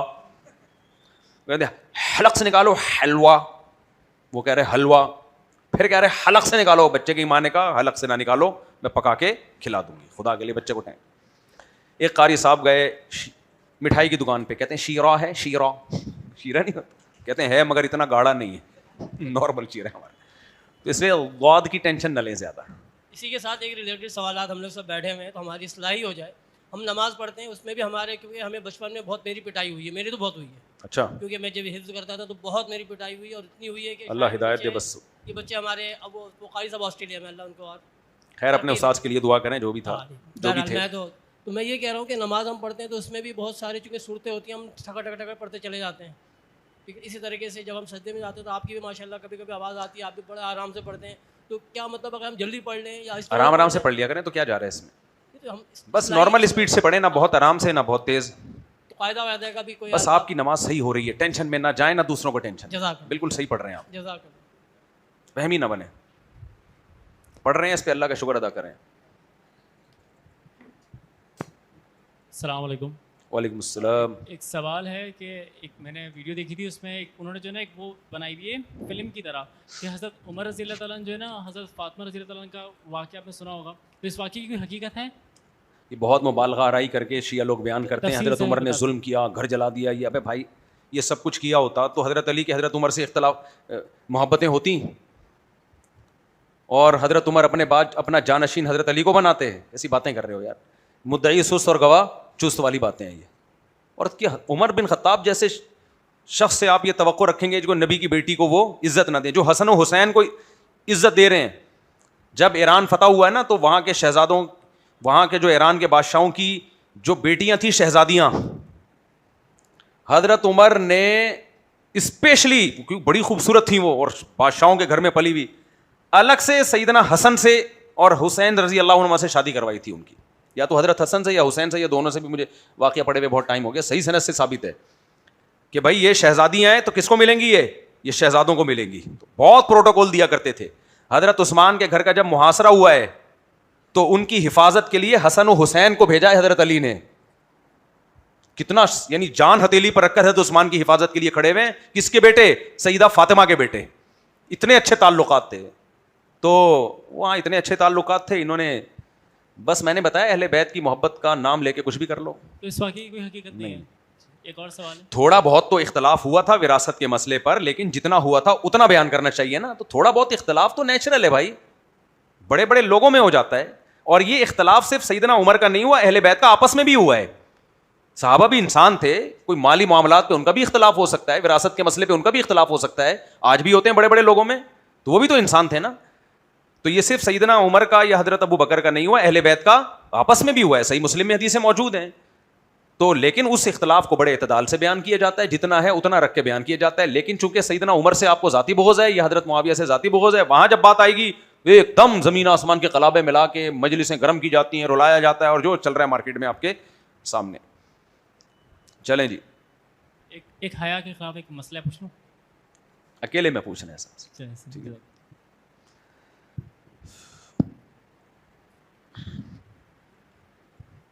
شیعہ اور قادیانی فرقے میں کیا پر کے قادیانیوں کے شیعوں کی بہت ساری قسمیں ہیں, اس لیے علی الاطلاق ان کو کافر نہیں کہا جاتا ہے, جبکہ قادیانیوں کو علی الاطلاق کافر کہا جاتا ہے. وہ صاف طور پہ ختم نبوت کا انکار کرتے ہیں.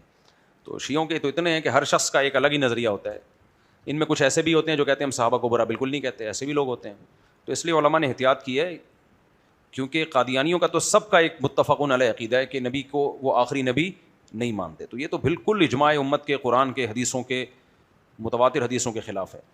تو حضرت ایک عالم کا ملفوظ پڑھا کہ مفہوم یہ کہ غیر عالم یا جس کا ایمان ٹھیک نہ ہو اسے علماء کہنا جائز نہیں. بعض لوگ کہتے ہیں کہ بھٹکے ہوئے طبقے کو یا انسان کو ادب والے الفاظ استعمال کرنا, پتہ نہیں کیا لکھا ہوا ہے میرے بھائی. معاشرتی علوم کے سوال نہیں پوچھا کرو یار, سادہ سادہ سوال پوچھا کرو. کوئی بات مشہور تواتر سے ثابت ہو لیکن قرآن و صحیح حدیث سے ٹکرا رہی ہو تو ایسا ممکن ہے؟ ایسی بات کا کیا حکم یا کیا حیثیت ہوگی؟ ایسی بات جو تواتر سے ثابت ہو نبی سے اور وہ قرآن کی کسی آیت سے ٹکرا رہی ہو تو اس میں جو متواتر چیز ہے اس کو ترجیح دی جائے گی, قرآن کی آیت کو منسوخ سمجھا جائے گا. سمجھ میں آ رہی ہے بات؟ اس کی بہت ساری مثالیں ہمیں ملتی ہیں. دیکھو قرآن میں آتا ہے کتب علیکم اذا حضر احدکم الموت ان ترک خیرا الوصیۃ للوالدین والاقربین. یہ آیت ہے کہ تم میں سے جب کسی کی موت کا وقت آ جائے تو والدین اور رشتہ داروں کے لیے اس پر وصیت کرنا لازم ہے. یعنی اس سے یہی پتہ چل رہا ہے کہ والدین کو اتنا اور فلاں فلاں کو اتنا دے دینا. یہ آیت ہے. دوسری طرف قرآن میں یہ بھی ہے کہ اللہ نے بتا دیا اولاد کا کتنا حق ہے, یہ بھی بتا دیا. اب دونوں آیتوں کو ملاؤ تو اس کا مطلب ہے کہ تم خود وصیت کر لو, نہیں کی کسی نے تو اس طرح سے تقسیم کر دو, ہے نا. لیکن حدیث میں آتا ہے کہ لا وصیت لوارث, آپ وارث کے لیے وصیت کر ہی نہیں سکتے, جو اللہ نے حصے متعین کیے وہی ملیں گے. اب یہ حدیث قرآن کی جو پہلی والی آیت ہے اس سے ٹکرا رہی ہے کہ نہیں ٹکرا رہی؟ قرآن تو کہہ رہا ہے تم وصیت کر سکتے ہو, حدیث میں آتا ہے وارث کے لیے وصیت نہیں ہے. تو پوری امت کا اجماع ہے کہ اس حدیث نے قرآن کی اس آیت کو منسوخ کر دیا ہے. اس حدیث نے قرآن کی اس آیت کو یعنی بتا دیا ہے کہ یہ آیت منسوخ ہے. اب سوال پیدا ہوتا ہے کیا حدیث میں اتنی طاقت ہے کہ قرآن کی آیت کو منسوخ کر دے؟ اس کا جواب یہ ہے کہ حدیث اگر متواتر ہے تو پھر اس میں یہ طاقت ہے, لیکن اگر وہ خبر واحد ہے تو پھر اس میں یہ طاقت نہیں ہے. خبر واحد اور متواتر کیا ہوتی ہے؟ میں ایک کورس کرانے والا ہوں, اسلام کیا ہے, تین دن کا کورس ہوگا. ہمارے ہاں مولانا لوگ مجھ سمیت زیادہ تر بہت ایران توران میں تو چلے جاتے ہیں, لیکن ایک اسلامی ملک میں بچہ پیدا ہو کے مر جاتا ہے, اس کو اسلام کا بنیادی ڈھانچہ اسٹرکچر ہی سمجھ میں نہیں آتا. وہ شیعہ سنی دیوبندی بریلوی ہری پگڑی ٹانگیں چوڑی ٹانگیں پتلی, اسی میں زندگی گزر جاتی ہے اس کی بیچارے کی. نہیں آئی سمجھ میں بات. اس کو یہ نہیں پتا ہوتا کہ میں کس سلسلے میں دنیا میں حاصل ہوا تھا, جو میرا اصل کام تھا وہ کیا تھا. مثال کے طور پر میں بڑی اچھی مثال سے آپ کو بات سمجھاتا ہوں. میری عادت ہے مثالیں بہت دینے کی. تبھی لوگ کہتے ہیں دائیں بائیں بہت جاتے ہیں. بھائی دائیں بائیں نہیں, بات کو ایکسپلین کرنے کے لیے میں سمجھا رہا ہوتا ہوں. مثال کے طور پر نبی کریم صلی اللہ علیہ وسلم نے فرمایا, وہ شخص مومن نہیں ہے جو پیٹ بھر کے کھائے اور اس کا پڑوسی بھوکا سوئے. اس سے اسلام کا ایک میسج جا رہا ہے کہ اسلام اس بات کا نام ہے کہ آپ کو اپنے اڑوس پڑوس کا خیال کرنا ہے. یہ اصل میسج اسلام کا یہ ہے. لیکن جب یہ حدیث ہم جیسے مولویوں کے پاس آئے گی, ہم جیسے نالائق مولویوں کے پاس, تو ہم لوگ کیا کریں گے, اور پھر وہی چیز پبلک میں بھی لائیں گے. اس حدیث میں جو پیغام دیا اس کو فوکس نہیں کیا جائے گا. ہم کہیں گے یہ حدیث بخاری میں ہے یا فلاں کتاب میں ہے. دوسرا کہے گا نہیں بخاری میں تو نہیں ہے, یہ تو ابو داؤد کی حدیث ہے, تم نے تو جھوٹ بولا تھا اس دن. اور میں چیلنج کرتا ہوں بخاری میں تو نکال کے دکھا دے یہ حدیث. اب میں چیلنج قبول کروں گا, بخاری میں نہیں ملے گی تو میں اپنی غلطی نہیں مانوں گا. پھر میں بولوں گا چلو ترمذی میں تو ہے نا, سند صحیح ہے اس کی. وہ کہے گا سند میں تو فلاں راوی ہے, ضعیف راوی ہے. میں پھر اس کو صحیح قرار دینے کی کوشش, مناظرے شروع, اور پھر بالآخر آپ سب لوگ اس حدیث کے ایسے ایکسپرٹ ہو جاؤ گے. ایک جیسے حدیث 2812 کا سب کو نمبر یاد ہو گیا نا, گاڑیوں کے نمبر پلیٹ وغیرہ لگا لو 2812, ایسے ایکسپرٹ ہو جاؤ گے سب حدیث میں. یار یہ بخاری کے صفحہ نمبر فلاں پر ہے, اس حدیث کا یہ راوی ہے, اس کے سند وفات اور اس کے بارے میں سب PhD. لیکن اس ساری تحقیقات کا پڑوسی کو دھیلے کا فائدہ نہیں ہوگا. نہیں ہے بس, وہ پھر بھی کمبخت بھوکا سو رہا ہوگا. جو حدیث کا منشا تھا کہ پیٹ بھرو ان کا, خود اپنے پیٹ بھرنے کی فکر نہیں کرو. اس حدیث کا پڑوسی کو فائدہ ہوگا. یہ جو پوری تحقیق, ریسرچ, کتابوں کی ریفرنسز, بولو نا, پڑوسی کو دھیلے کا فائدہ نہیں. تو ہم لوگ بھی اسلام پہ بڑی ریسرچ ہوتی ہے, ٹانگیں چوڑی کرنی ہے, ٹانگیں پتلی کرنی ہے, ہاتھ کہاں باندھنے ہیں, 2812 کا بھی پتا ہوگا, فلانے کا بھی پتا ہوگا, وہ بنو امیہ کیا کر کے گئے, بنو عباس نے کیا کیا, پھر شیعہ لوگوں کا کیا مذہب ہے, دیوبندی کیا کہتے ہیں, بریلوی کیا کہتے ہیں, ربیع الاول میں یہ ہونا چاہیے, محرم یہ. بابا یہ ربیع الاول محرم تو سارے بات کی چیزیں ہیں نا, اسلام تو پہلے آ گیا ہے. اسلام ہم سے چاہتا کیا ہے, کیا بنانا چاہتا ہے ہمیں, وہ بھی تو کوئی پیغام ہوگا نا اسلام کے پاس. وہ پیغام دب جاتا ہے ہمارا. سمجھ آ رہی ہے بات. میرے بیان میں بیٹھو گے آپ کو لگے گا اسلام چاہتا ہے ہر مسلمان 4 شادیاں کرے. جہلم جاؤ گے آپ کو لگے گا کہ اسلام یہ چاہتا ہے کہ بنو امیہ کو صبح شام گالیاں دو. یہ اسلام کا پیغام ہے. کیا خیال ہے؟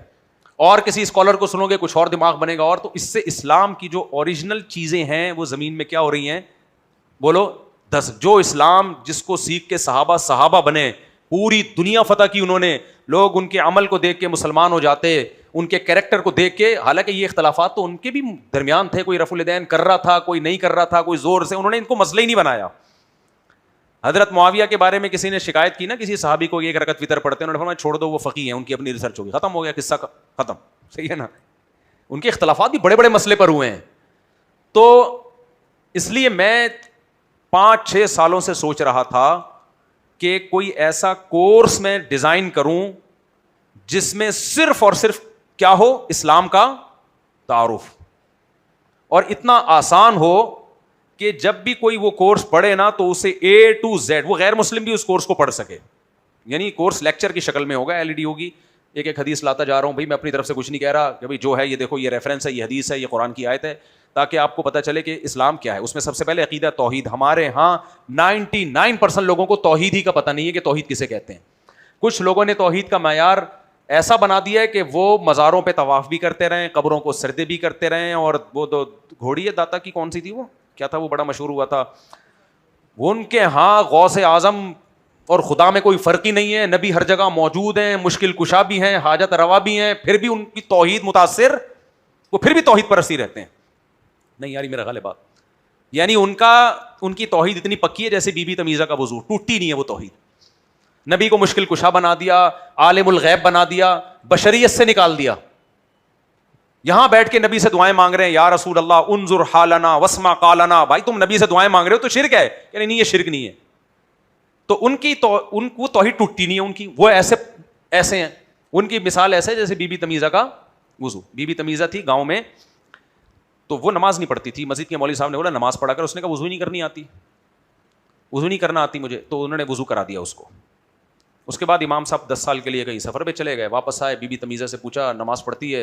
اس نے کہا ہاں الحمدللہ, جب سے آپ گئے ہیں میں نماز پڑھ رہی ہوں. تو انہوں نے کہا اچھا وضو کرتی ہے؟ وہ تو آپ نے کرا دیا تھا. یعنی بی بی تمیزہ کا وضو اتنا پکا, اس کی شادی بھی ہو گئی, بچے بھی ہو گئے, اس کا وضو نہ شادی سے ٹوٹ رہا ہے نہ حیض و نفاس سے ٹوٹ رہا ہے, 6 بچے ہو گئے پھر بھی وضو نہیں ٹوٹا اس کا. تو کچھ لوگوں کی توحید ایسی ہے کہ بھائی نبی عالم الغیب, مشکل کشا, حاجت روا, غوث اعظم, پتہ نہیں کیا کیا اختیارات ان کے کھاتے میں, قبروں کو سجدے بھی, طواف بھی, سب کچھ ہو گیا, پھر بھی یہ توحید پرست ہیں. بی بی تمیزہ سے زیادہ ان کی توحید کیا ہے, اس کے وضو زیادہ پار ہو. اور کچھ لوگ ایسے ہیں جو کرامتوں اور معجزوں کو بھی شرک سمجھتے ہیں. ان کو پتہ ہی نہیں ہے کہ کرامت اور شرک میں زمین اور آسمان. کرامت کا فلسفہ تو عین توحید ہے. جو بزرگوں کی کرامتیں ہیں بشرطے کہ صحیح سند سے ثابت ہو, ابھی ہوائی پھینکی نہیں ہو کسی نے لمبی بیٹھ کے. تو یہ سب چیزوں میں فرق, کرامت میں, معجزے میں, توحید میں, شرک میں کیا فرق ہے.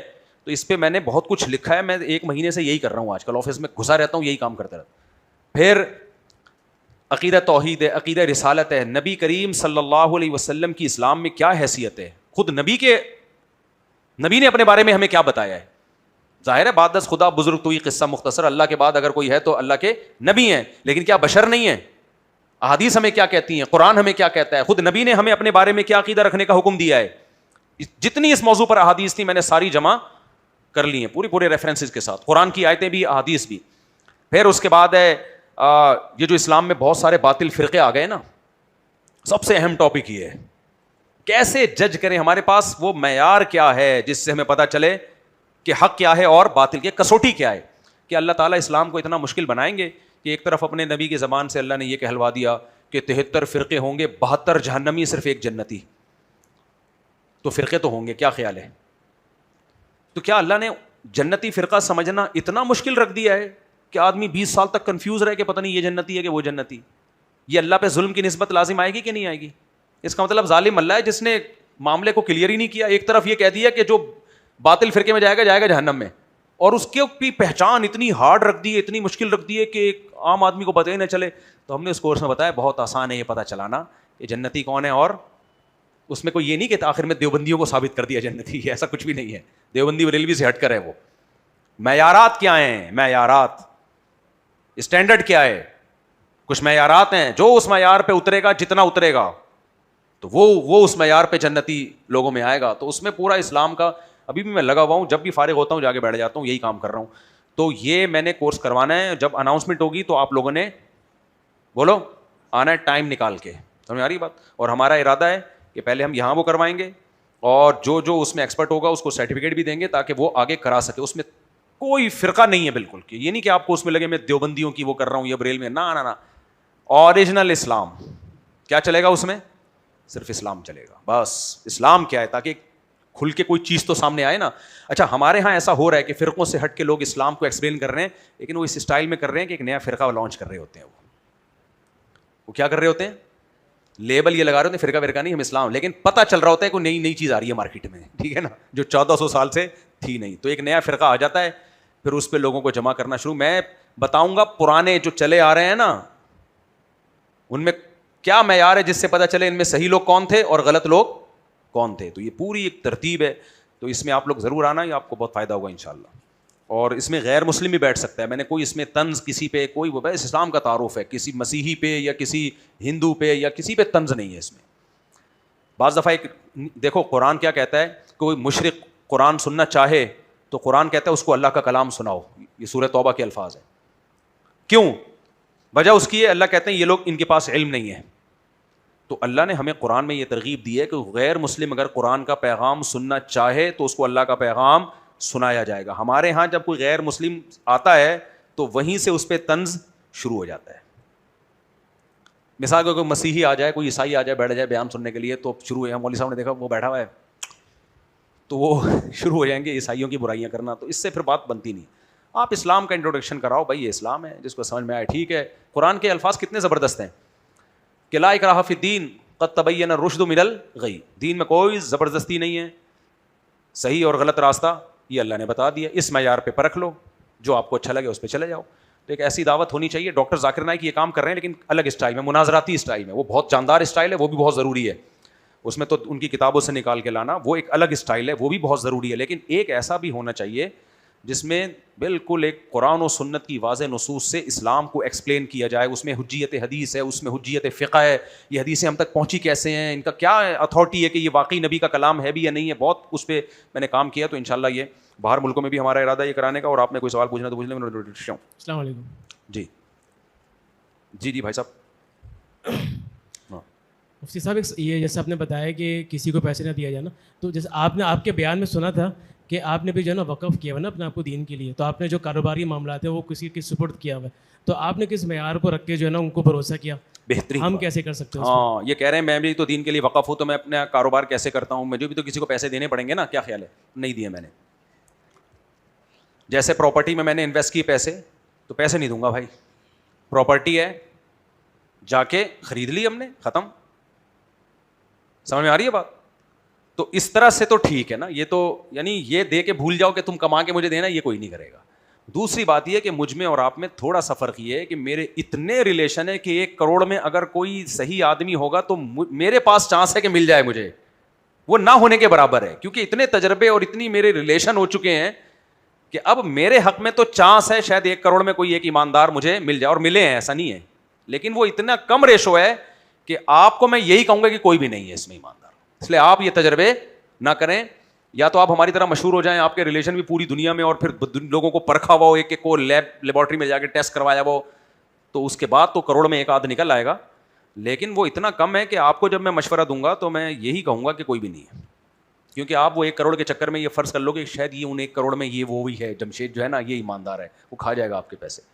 تو اس لیے مجھ میں اور آپ میں تھوڑا سا فرق ہے. پھر کریں گے انشاءاللہ حب جا پہ. اور کوئی سوال میرے بھائی؟ کیا حیض والی عورت مسجد میں آ سکتی ہے؟ نہیں, حیض اور جنابت کی حالت میں مسجد میں داخلہ جائز نہیں ہے. السلام علیکم مفتی صاحب. وعلیکم السلام.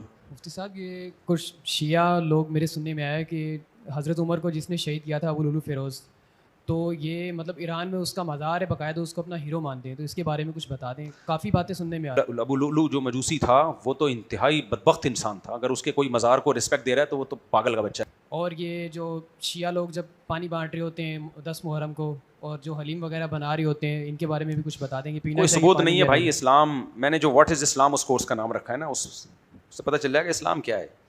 خدا کی قسم اسلام اتنا پیارا مذہب ہے نا, صرف اسلام کی تعلیمات ہی انسان کو مسلمان بنانے کے لیے کافی. کوئی ایسی چیز تمہیں نظر آ رہی ہے جسے دیکھ کے غیر مسلم اسلام سے دور ہو, سمجھ لو اسلام نہیں ہے. یہ جو جلوس نکل رہے ہیں کالے کپڑے پہن کے ڈھش ڈھش, اسے دیکھ کے کوئی غیر مسلم متاثر ہوگا؟ بولو, کوئی آئے گا اسلام کے قریب؟ ابھی میں نے بتایا ہمارے امریکہ میں دوست ہیں, پرسوں ان کا کال آئی, وہ کہہ رہے ہیں یار یہاں بھی جلوس نکلا ہے اور گورے مذاق اڑا رہے ہیں, تم لوگ کیا کر رہے ہو مسلمان کالے کپڑے پہن ڈب ڈب ڈب مار رہے ہو, کیا کر رہے ہو؟ تو میں نے کہا یار ان گوروں کو یہ جا کے بتا دو بھائی یہ اسلام نہیں ہے. وہ اسلام سے بدگمان ہو رہے ہیں نا, کوئی بھی نہیں آئے گا بھائی یہ چیزیں دیکھ کے.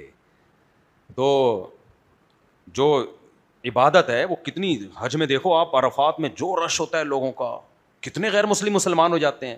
نمازوں کو دیکھ کے غیر ایک مسیحی یہیں اس مسجد میں مسلمان ہوا. میں نے کہا یار آپ کیا دیکھ کے اسلام میں آؤ؟ کہہ رہے یار یہ جو 5 نمازیں ہیں نا یہی بہت کافی ہیں اسلام کے برحق ہونے کے لیے. کہہ رہے جو مذہب 5 دفعہ اللہ کے دربار میں آ کے سجدہ کرواتا ہو اللہ کو, وہ اس کی خوبصورتی میں کیا اشکال ہو سکتا ہے؟ کہتا ہے میں اپنے لوگوں سے یہی کہتا ہوں کہ یار ہم تو نہیں عبادت کرتے اتنی, مہینے میں ہفتے میں 1 دفعہ جاتے ہیں, اس میں بھی یہ عبادت نہیں ہے.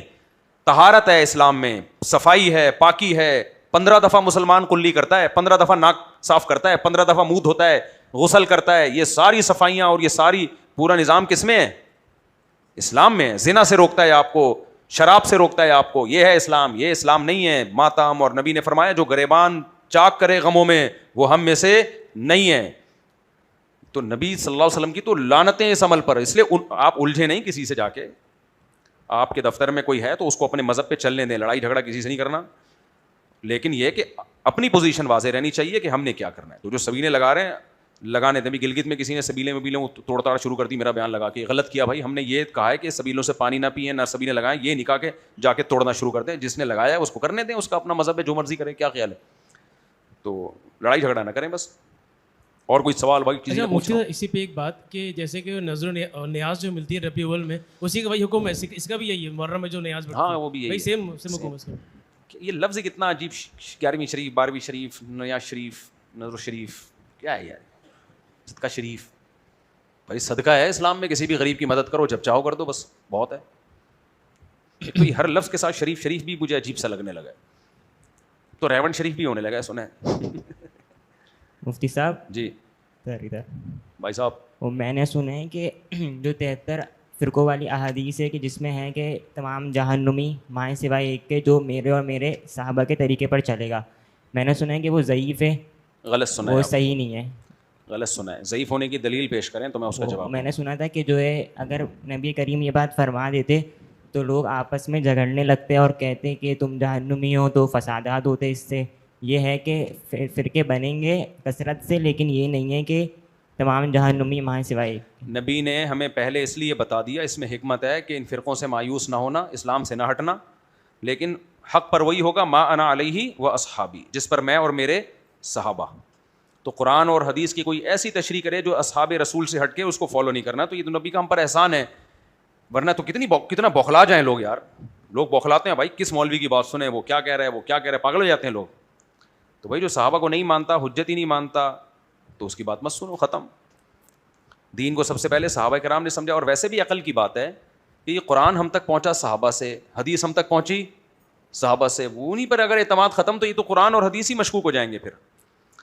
چلیں بھائی بس آخری سوال لے لیتے ہیں. مفتی صاحب جو امام ابو حنیفہ کی دلائل ہیں تو ہمیں کس طرح پتہ چلے گا کہ جو امام ابو حنیفہ نے ریسرچ کری ہے اور جو ان کے دلائل ہیں, تو ہمیں کس طرح پتہ لگتا ہے کہ انہوں نے اس چیز کو دیکھ کے ریسرچ کری ہے, کیونکہ ہر جو عالم دین ہوتا ہے وہ الگ الگ دلائل پیش کر رہا ہوتا ہے اپنے حساب سے. دیکھیں نبی کریم صلی اللہ علیہ وسلم نے فرمایا میری امت گمراہی پہ جمع نہیں ہوگی. حدیث تواتر کی حد تک کہ معنوی طور پہ, یعنی اتنی زیادہ سندیں اس کی, امت گمراہی پہ جمع نہیں ہوگی. ہم امام بخاری کو حدیث میں کیوں مانتے ہیں ماہر, پوری امت کا اتفاق ہے اس پر. تو اسی طرح یہ جو چاروں امام ہیں, ابو حنیفہ, مالک, شافعی, احمد بن حنبل, پوری امت کا اتفاق ہے کہ یہ فقہ میں بہت ایکسپرٹ تھے, یعنی قرآن و حدیث سے مسائل نکالنے میں. پوری امت اس پہ جمع ہو گئی ہے. اب جب جمع ہو گئی ہے تو اب یہ بحث ہی غلط ہے کہ تھے یا نہیں تھے. پوری امت غلط بات پہ جمع نہیں ہو سکتی, حتیٰ کہ جو ان کو فالو نہیں کرتے وہ بھی مانتے ہیں کہ یہ فقہ میں بہت زیادہ ایکسپرٹ تھے. تو جب کوئی شخص اتنا ایکسپرٹ ہو قرآن و سنت میں اور دلائل دونوں طرف ہوں, تو کچھ حدیثیں تو ایسی ہیں جو بالکل 2 اور 2 4 کی طرح واضح ہو گئی, ان میں اختلاف رائے ہو ہی نہیں سکتا. کچھ حدیثیں ایسی ہیں کہ ایک حدیث کا ایک نے ایک مطلب لیا, دوسرے نے دوسرا مطلب لیا. تو حدیث ہی سے ہمیں پتہ چلتا ہے کہ اس میں یقینی طور پر نہ کسی ایک کو غلط قرار دیا جا سکتا ہے, نہ کسی ایک کو صحیح قرار دیا جا سکتا ہے. اس میں ایک رائے کو فالو کیا جائے گا دوسرے کو درست سمجھتے ہوئے. تو یہ حدیث صحیح, نبی نے یہ مسئلہ ہمارے سامنے حل کر دیا. اب رفع الیدین میں دونوں طرف دلائل ہیں, امام حنیفہ اس کے قائل ہیں نہ کیا جائے, امام شافعی اس کے قائل ہیں کر لیا جائے.